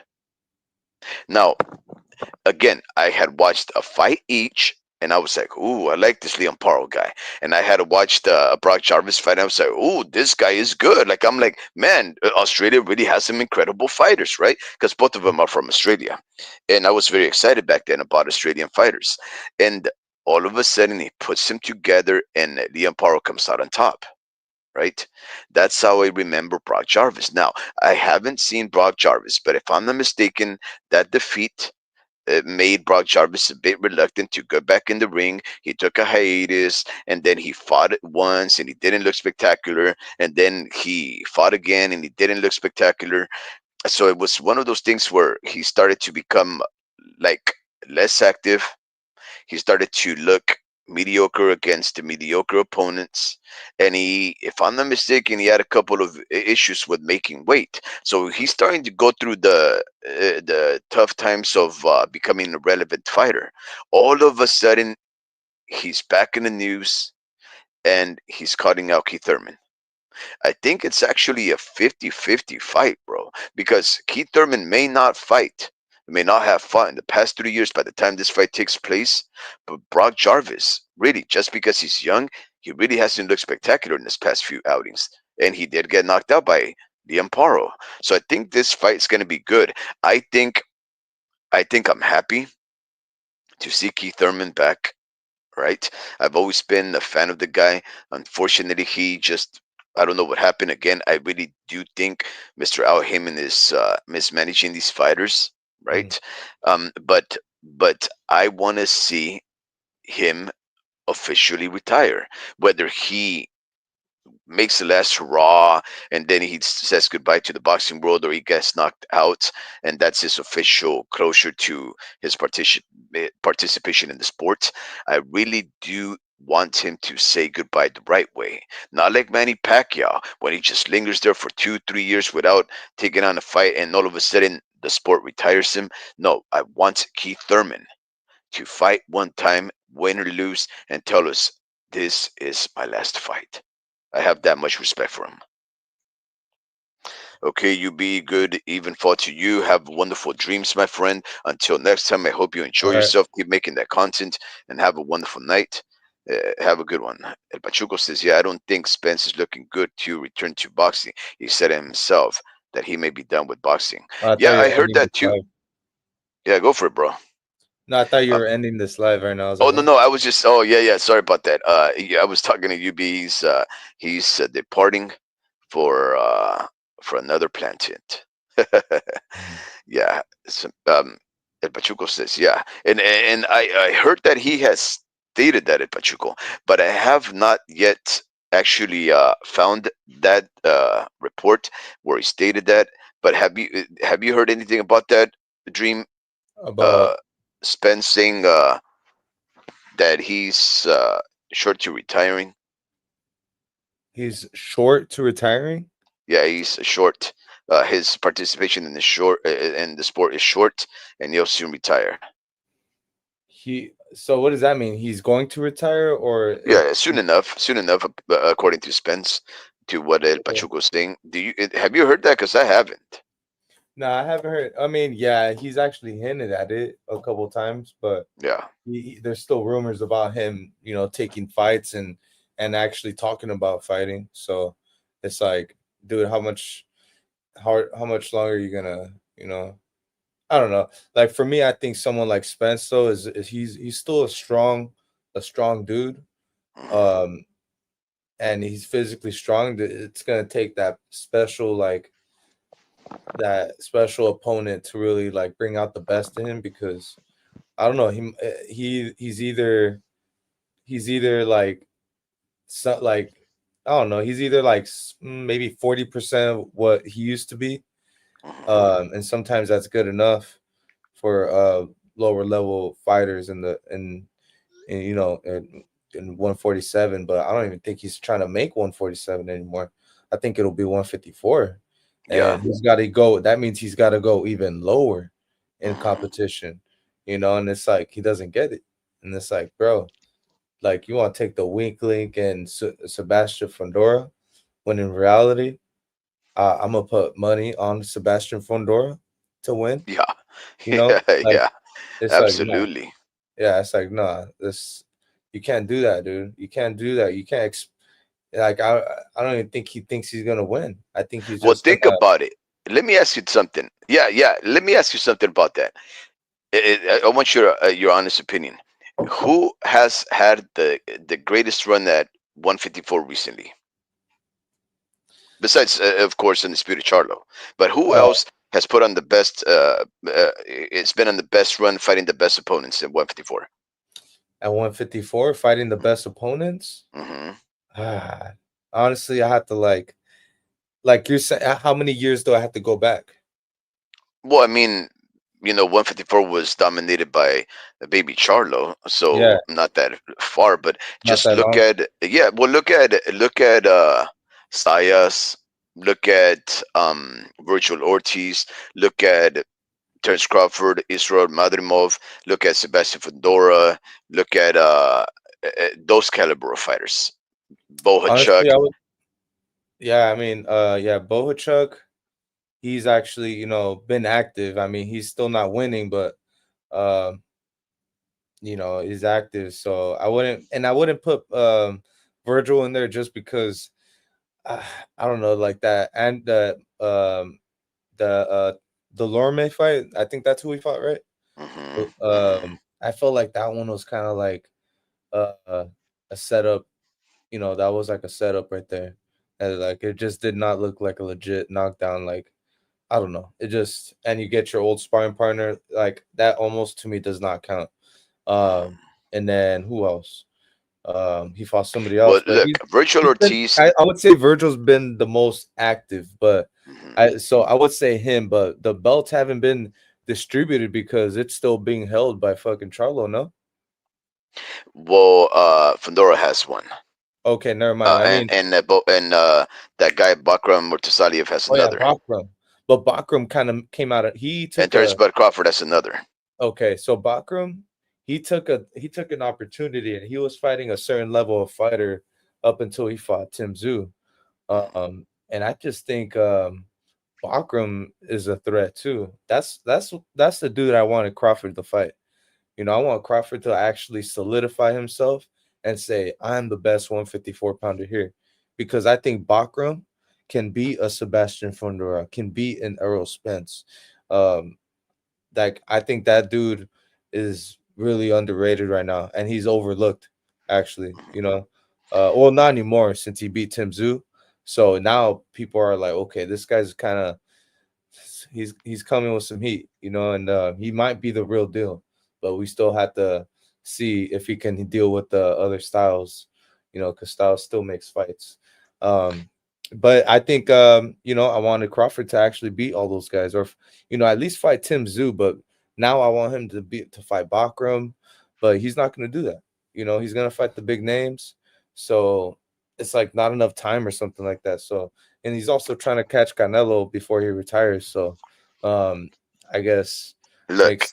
But I don't, the guy who has the best run, a successful run at 154, without a doubt, is Sebastian Fundora. no, just because he lost to Brian Mendoza, that knockout, it's like that's not a run, that's a stop. But he's a champion, and right after that, he ended up beating Tim Tszyu. Right, like if you actually look at the He but guys that fought he's once. fought, That one huh? you're just talking about that one fight though. Look, we're gonna do is Sebastian Fundora because he's Fundora, I would say it's Virgil, Sebastian. bro. Virgil. No, absolutely not. I mean, that's good. It's good enough. I'm not saying. No, it's the weakest actually. Mm, He's really the weakest. I'll give it to you right now. This is what Sebastian Fedora has been fighting at 154. He's fighting Erickson Lubin. And this is just like the past 2 years, right? 2, 3 years. Erickson mm, Lubin, Carlos Ocampo, Brian Mendoza, I and forgot about Tim his name. Sue, right?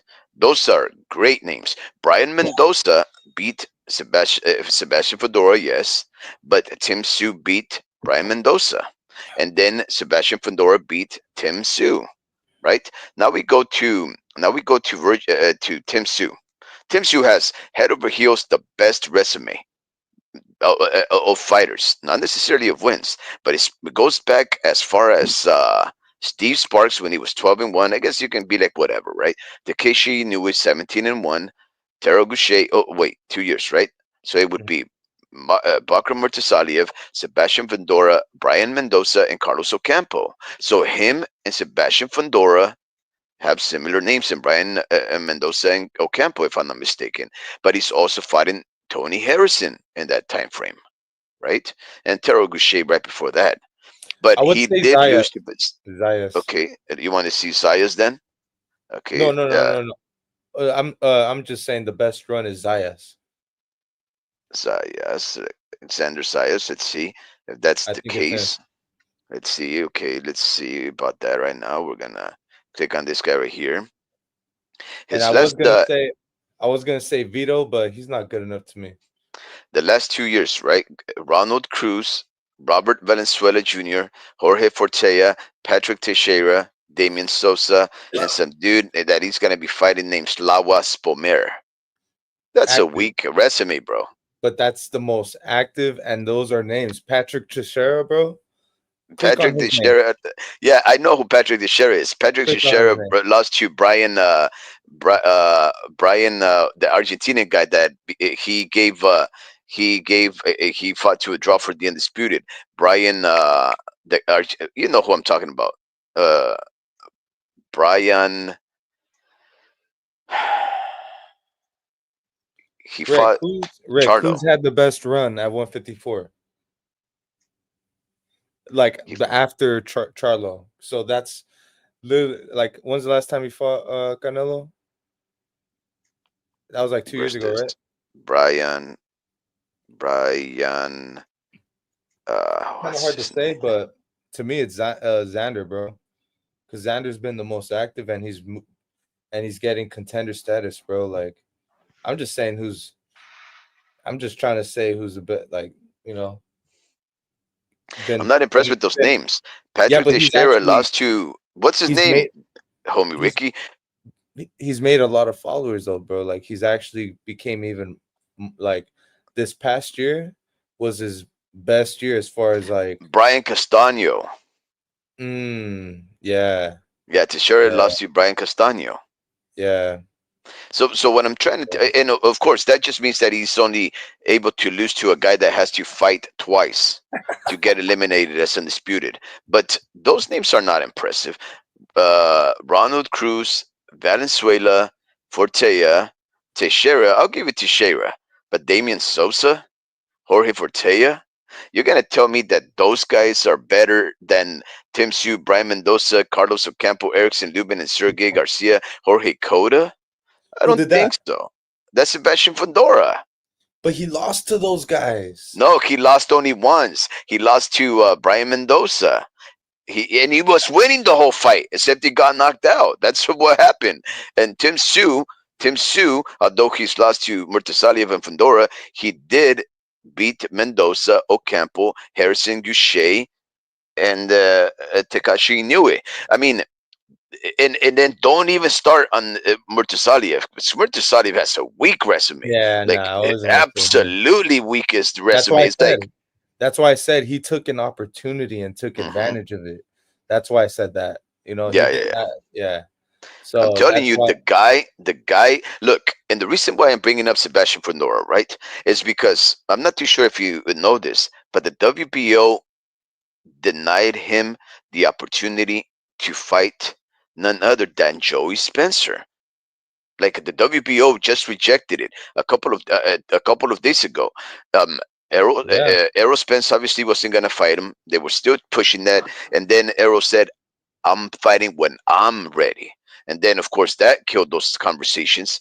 And then nobody wanted to bring it up. I think that WBO has stated, even if he wants it, we're going to strip you if you fight Errol Spence, because he does not deserve to just skip the line after having been knocked out and being dormant and inactive for 2 years. So, no, we're not going to give you that opportunity. So then he said, well, why not Joey Spencer? Again, who's Joey Spencer? Another PBC stalemate, a stablemate. And the WBO, they said, nope, I'm sorry, bro.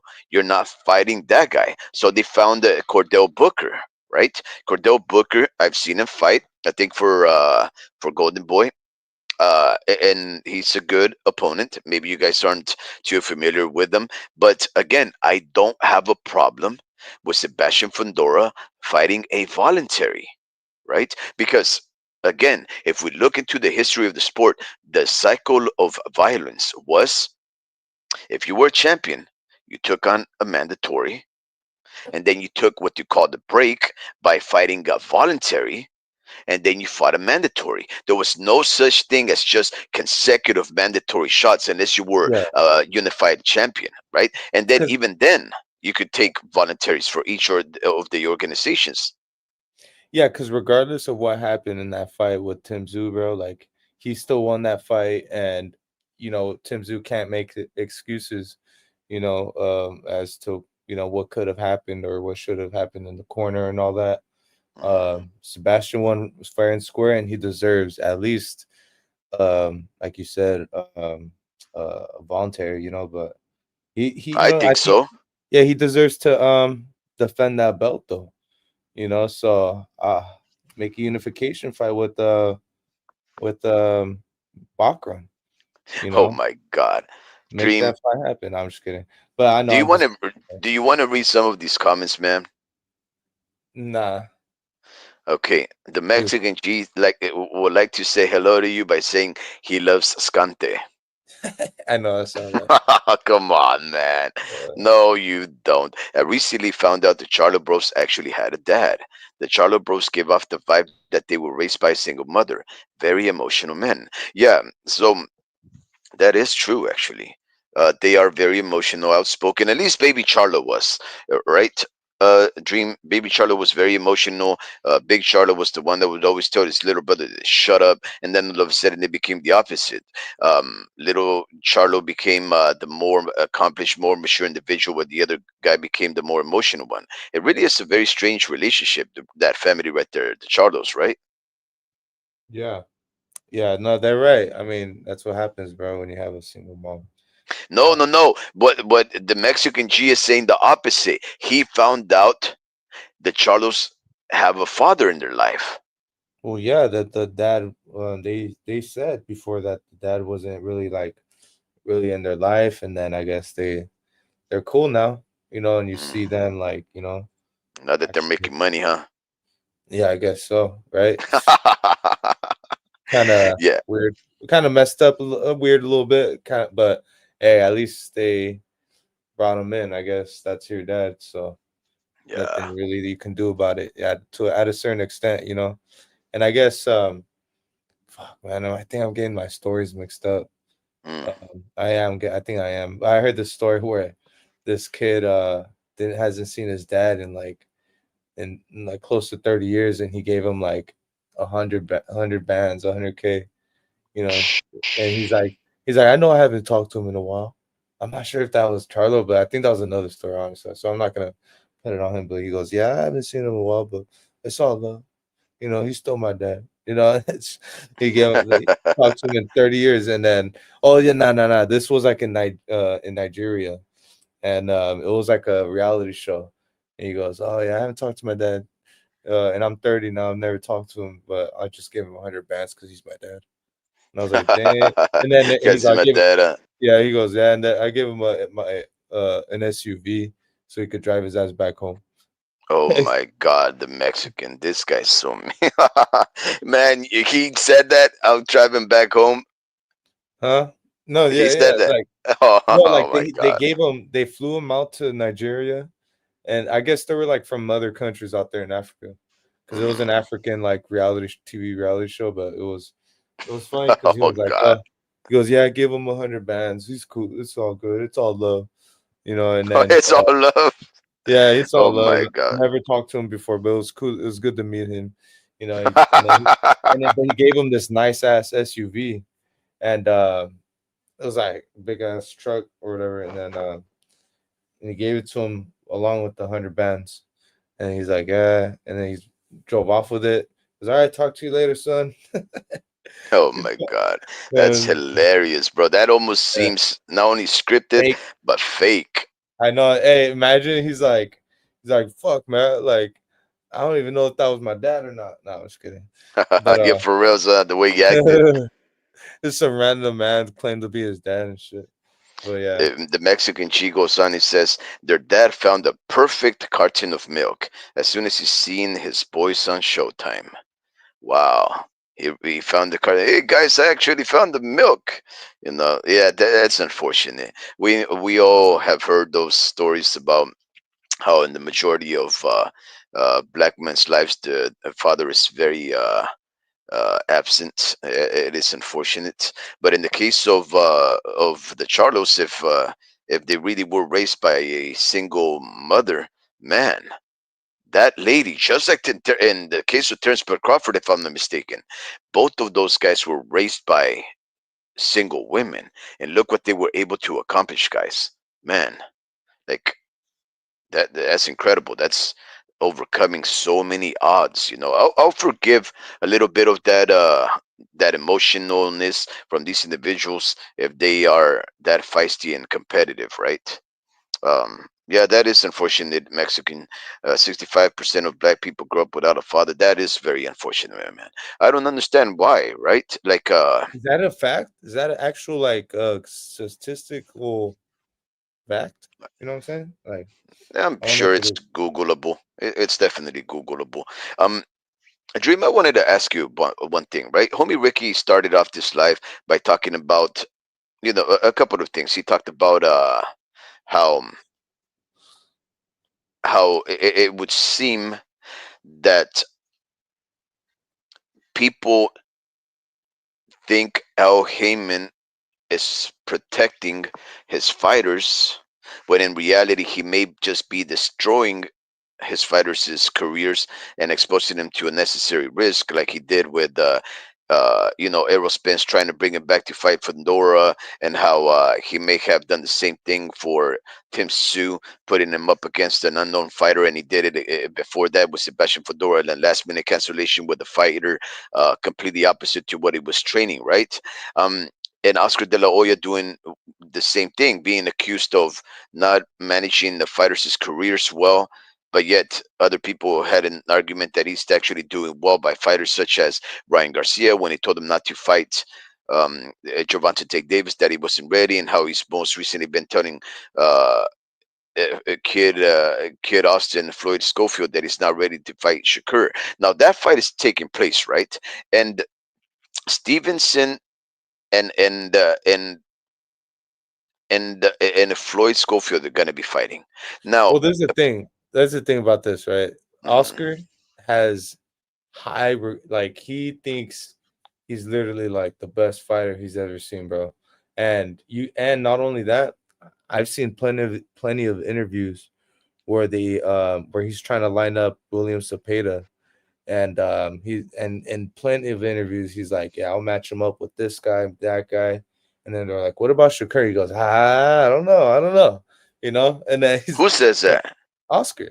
Oh yeah, yeah, Oscar. yeah, yeah. Oscar's like, I don't know. See, Oscar, Shakur's different, and so like he's always gonna think you know, he's trying to get the most for that loss, pretty much. Hmm. Hmm. And Oscar knows it. He sees game, and he gives credit where it's due. And he thinks Shakur's the baddest one out here. That's why he was desperately trying to sign him when he was a free agent, and that's why he's low key kind of petty with Eddie, because Eddie managed to snag him up, and he was pretty. I'm not sure if he was close to signing with Oscar, but he was definitely like, you know, um, talking to him, Hmm. negotiating how seeing how much he wanted, you know. Um, so yeah, that's that, and yeah, I think Shakur. Um, they know, man. They know he's just gonna outbox Floyd, and but he does. I'll give him a puncher's chance, and he To actually gave him a Schofield. yeah to Schofield, and he actually gave him a bad grade in his last fight. Yeah, he said a A C, lot of right? a C minus. Yeah, so I'm like, damn, I probably gave him like a B. You know, yeah, a B, a solid B, because he showed me something that he didn't show me in the first in his previous fights. He showed me that he can actually turn it up, and he actually does have a jab, and he can box. But with Shakur is different. He's a master at distance. That guy that he fought, he just those people calling for an upset in that fight, but um dude, and see, that's why I want to see like what the odds are looking for the knockout, because when Shakur exchanges, that's where Schofield actually can take advantage, and I haven't seen Shakur really get wobbled, but I've seen a grin on his face. One against when he fought Conceso, I'd say like that. so. Yeah, when he fought him, bro, he was landing on he was hitting with some shit, dude. And he's not much of a knockout puncher, but you seen him, bro. He was like, oh shit, all right, and I seen something. I seen kind of take a little pause. It's not him being hurt, but maybe his clock went backwards 1 second, you know? And he's like, Hmm. oh shit, and he didn't realize how much time went by and just continued, you know what I'm saying? Like just a late reaction type of thing. But Hmm. and I seen that. And ever since then I was like, well, no, I think Tank can knock him out, and Wait. but now I'm just saying that that's a little tab, Okay, but yeah. No. But so, that's not the point I'm so trying to make. Schofield is gonna lose, is what you're saying. Yeah, and that's what I'm leaning on, but I'm giving him a puncher's chance. If Shakur ever, if ever, like if he actually wants to exchange with him, that's where it gets dangerous for Shakur. Okay. Yeah. Yeah. Okay. Yeah. I get that. See, the thing with the fighters is, like Shakur Stevens. I always think that those kind of fighters are the kind of fighters that are gonna face a career very similar to Terrence Bud Crawford, right? Well, actually, let me take that back. No, that's not a good one. Um, they're fighters that do well when they have the physical advantages, like most fighters, right? But they're not fighters like Vasily Lomachenko, my favorite fighter, right? Guys that can have the physical disadvantages and still win, right? They don't need physical advantages to become dominant. And in the case of Shakur Stevens, he will need those physical advantages. And until he is faced with somebody bigger and heavier, that's when he's going to lose. But as far as putting him against somebody like Schofield or somebody like Oscar Valdez or somebody that's even his same height and reach, like Robson Conceição, but older and slower, he's he's gonna be the fighter that can always beat those guys. But when he starts going up and he no longer enjoys those advantages, he's not gonna look too good. And so, with that being said, I do think that Shakur Stevens can beat Floyd Schofield, right? Especially with the fighting style, right? He's an outfighter. He's always on the back foot. He's gonna check hook him, drive him to the ropes. Play possum, feign him in. He's gonna do all those little things that Floyd Schofield, being immature and being the come forward aggressor, rambunctious, explosive type. He's gonna overextend. He's gonna be off balance. He's gonna exploit all of those disadvantages. But here's the thing that homie Ricky hinted at. The homie Ricky hinted that these guys have already sparred before. Now, sparring in actual fights, we know that are two different things, right? We know that because we've seen fights like Giovanni Santillan and Alexis Rocha, these two sparring partners. They go in there and they know each other, but all of a sudden, when it actually comes to fighting, guess what? Giovanni Santillan utterly destroys Alexis Rocha, right? So we know that sparring is supposed to be only training, only practice, no big deal. But when you know that these fighters have a history, and you know that Schofield has been asking for a Shakur Stevens fight, you have to ask yourself, why is that? Is it because he did exceptionally well when they sparred? Is it because Shakur Stevens doesn't hit hard? Is it because they think that their output is going to be so much that Shakur Stevens, his occasional jab or maybe a two, is going to still have him losing rounds? Something in the way that Shakur Stevens fights and Floyd Schofield fights has Schofield's camp thinking they could win that fight. And here's the thing, though: Oscar doesn't seem to believe they're ready for it, which means if we interpret it another way, he thinks they're going to lose. What I'm thinking is this: is Schofield making a calculation that even if he loses, he's not going to lose bad. He's going to live to fight another day. Do you think that's what's happening? Do you think Schofields are making a calculated decision thinking, look, if we throw a lot of punches, we might take the rounds, you might actually hurt them, and even if we lose, you're not going to get hurt? Because we know that if you get hurt, like Tim Su or any of these fighters that take incredible losses like Spence, you might be out for years. Do you think that's why they're doing it? Because Shakur Stevens doesn't hit hard. No, I mean, a loss is a loss, though. I think that's still detrimental to your career and the rankings. But only one guy can have the belt. And I know there's four of them, but Shakur's trying to collect. Pretty much, he's capable of collecting all of them. And yeah, dude, I just think I just think the only thing I can think of for the reasoning of Floyd taking this fight is the fact that it's probably a turkey bag. He gave him a big fucking bag for this fight, and it probably was too much to pass up. Yeah, yeah, And yeah. this is a big card, bro. So that's the only thing I can think of. I'm like, why would he take this fight? I mean, styles makes fight, bro. And maybe if I was part of the protection agency of his career, I would probably be like, nah, dude, don't take that fight. Go take a safer fight. Not even for the money, man. Uh, it depends. I don't know the number. Look, I I don't don't know. think And one thing, I don't know the number, and I don't know what they expect. And it's yeah, like, that's a good point. Yeah, we don't know the yeah. number. So it's like, yeah, 2 million, but remember after taxes, it's like some people, will bitch about that, and some people actually will take that in a heartbeat. Brian Norman isn't one of those guys, but maybe Floyd Schofield is.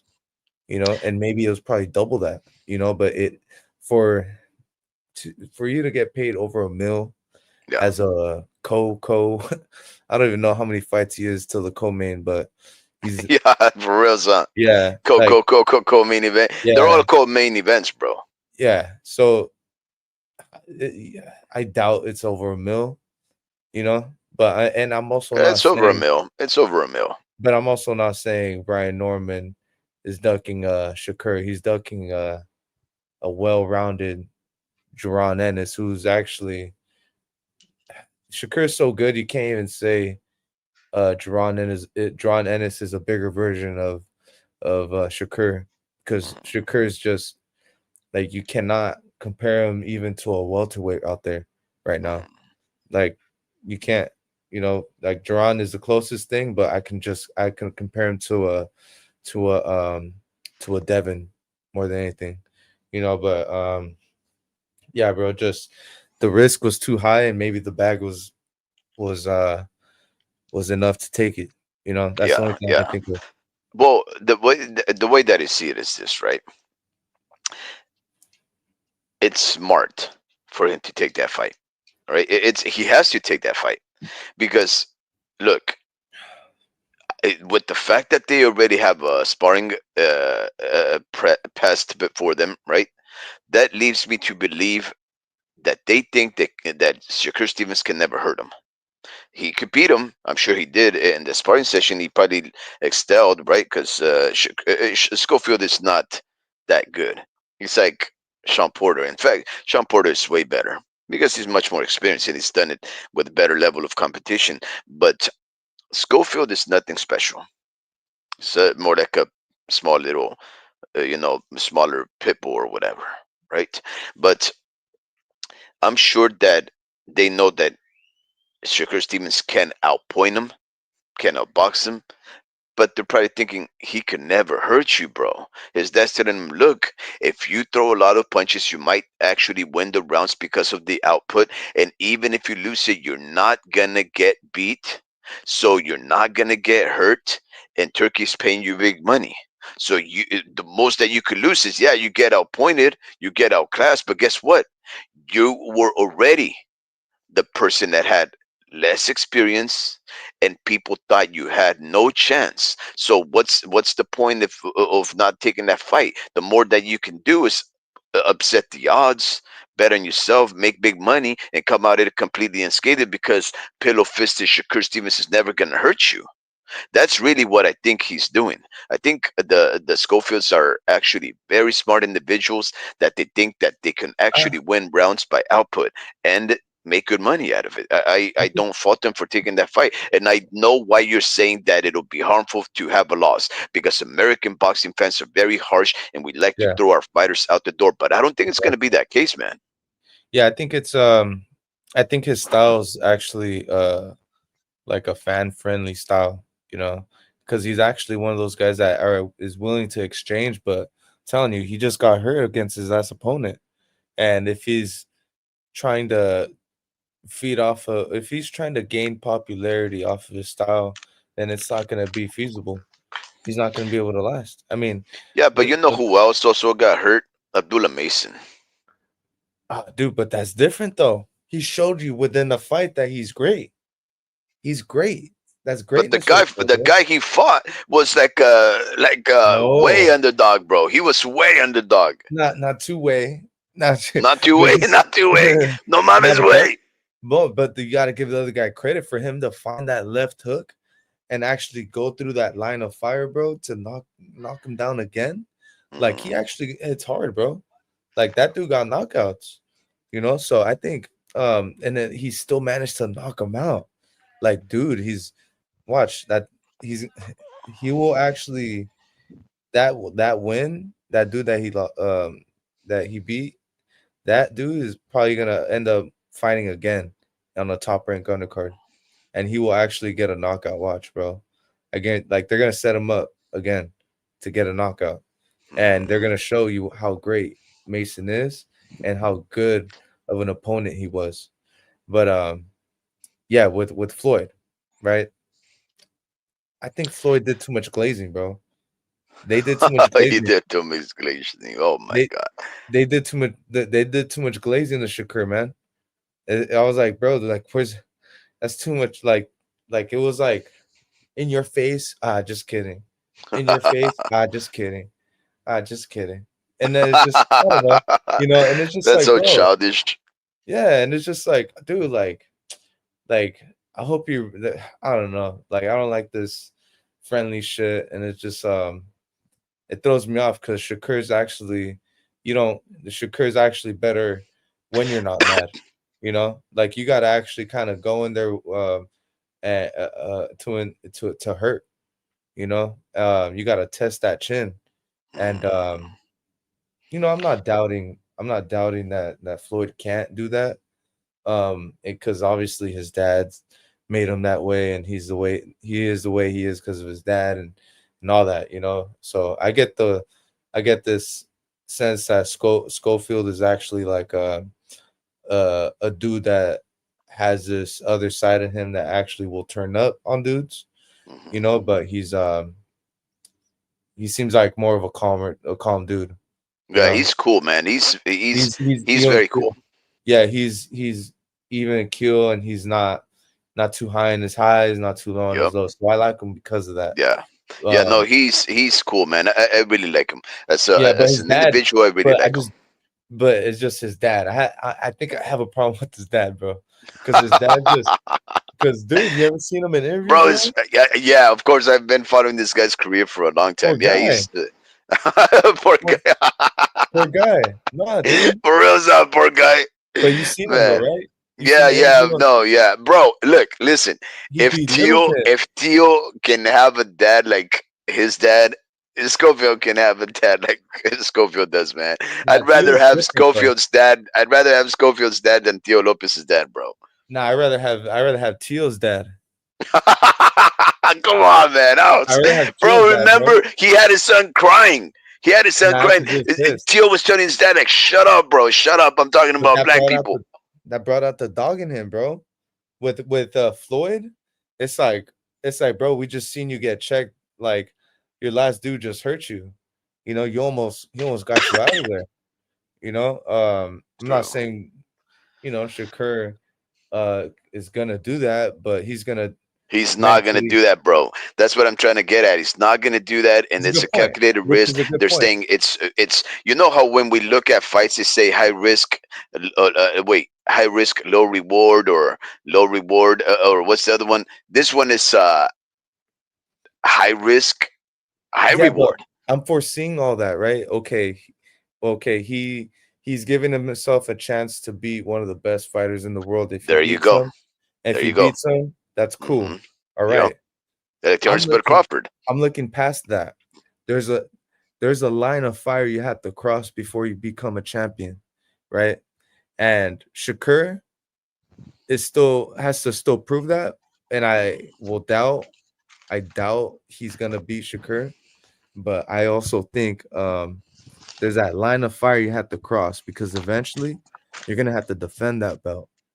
And that chin Ooh, that got tested in his jeez, last fight, that's a good point. That's a good point. Yeah, I'm is foreseeing all that. Schofield ready to become a champion? Yes. Wow. So we've seen him try to cross that line of fire, and he barely crawled out of that in a 10 rounder, you know? So I don't know how well he does against the top elite guys at 135. Like Wow, honestly, making some incredible points. So, harkening back to what the homie Ricky says, he says Golden Boy protects his fighters, unlike Hyman, who destroys careers. Wilder careers destroyed. Spence destroyed. Mikey Garcia's career destroyed. I think that was mostly top rank. Thurman's career dead. Leo Santa Cruz dead. Danny Garcia dead. Andy Ruiz careers dead. Tank Davis semi-retired. Al Heyman is a bum ass manager. He goes on to say Stanionis' career is dead. Butev's career is dead. Tim's career in shambles. PBC Hyman doesn't know what they're doing. Showtime Boxing dead. HBO Boxing dead. And now Amazon Boxing looks to be coming to an end. is De Los Santos part of PBC? I think he is, huh? Why, he hasn't fought either? Yeah, I'm just um, asking. I know it's the kind of random. Mexican G. Yeah, no, that's true because I haven't seen De Los Santos fight for a while. The Mexican G says Tank Davis is also semi-retarded. He was a special ed in high school. And Pachuco says for a Stevenson fight, the commission should implement a dynamic ring like that was presented by Vince in the last live. All The right, man, more I gotta crash Stevenson out. runs, yeah, go for it, bro. I'm gonna All right, wrap man. it up too. All right, man. Good night. Peace. Peace. The the more Stevenson runs, the smaller the ring size. Yeah, I think that would be a dream for us boxing fans. El Pachuco, unfortunately, I think I don't know. Maybe somebody can make that ring. That'd be crazy though. Um, El Pachuco says exactly. So many wasted careers by the PBC. The PBC was one of the worst things to happen to boxing. What a shame. They started off with a bang, and then they ended up going out like a flicker of a flame in a candle. The PBC wasteland. Another one is Ramos at 154. Uh, is that yeah, the rainbows. There's two, right? Uncle and nephew or whatever. Yeah. I know. They robbed him and kept him inactive. Yeah. The Mexican G says Schofield is like a black Marcos Maidana. Yeah, that's a very good comparison. Very, very good comparison. And who doesn't like Marcos Maidana, right? Credit to Schofield for fighting toe to toe in this last fight. Absolutely. Hit on. Homie Ricky was the first one to call it. He said, bro, Schofield is going to be in a lot of trouble. He may actually lose that fight. Yeah. And, he was very close to getting knocked out. Those little Mexicans, they always come here to fight, especially the underdog Mexicans, right? Those guys. And Mexicans are always put in underdog positions. They always put him up over there to try and pad these careers of these fighters for the most part, right? And Mexicans just they have a difference of opinion to that. You're thinking I'm padding a record. I'm thinking I'm over here gonna come and upend the boxing world. The Mexican G says both dads are trying to live through their sons, and he ends it by saying, "I got Schofield beating Shakur." Well, that's what I want. The Mexican G. I want Schofield, Kid Austin, to have his arm raised at the end so that maybe just the hard way, maybe Shakur Stevens says, "Oh, the boxing world loves punches. Oh, I thought they loved defense." No, no, no. We love punches. We love violence. The sweet science, all that mumbo jumbo crap, is for the birds. You think I don't know my boxing? Ladies and gentlemen, it's been fun, right? There's always something going on in the sport of boxing. For nearly 4 hours, we were able to talk about life, low riding, mountain biking, scante, and all kinds of other very interesting things, all in a context of boxing fanaticism. So this is my life. This is the most incredible thing I can do. I go to work, I take crap from all kinds of people. I almost killed myself mountain biking today. I ended up flipping over on my bike, and I ended up assuming that a Peter Griffin position. I don't know if you guys ever seen Peter Griffin from Family Guy, when he like gets beat up or he's about to die. He falls off a bike or whatever, and his leg is bent all uh, in this crazy and impossible way, and the other arm is all hanging to the left, the legs to the right. It looks incredibly funny. That's how I fell. And my son, I don't know what he thought. He was like, "Dad, don't move. Let me take a picture. You look like Peter Griffin." And I was like, I couldn't even breathe because well, sorry, the handlebar stabbed me like in the stomach, and I was like, oh. And yeah, he made me look like Peter Griffin. It was ridiculous, but I made it out alive, guys. I made it out alive, and I'm here to talk boxing. So I appreciate you guys hanging in there with me. I'm lucky to be alive, but I'm also lucky to hang out with you guys. So thank you very much for making it fun again. Thank you very much, the Mexican G. Thank you very much, El Pachuco. Thank you very much, UBE. Thank you very much, every single person that popped in here real quick just to say a kind word or another. I hope to catch you guys again. Be well of health and sane of mind. For the homie Ricky, Dream123, and all my other fellow space travelers and fanatics of this violent ballet, I would like to say, engage.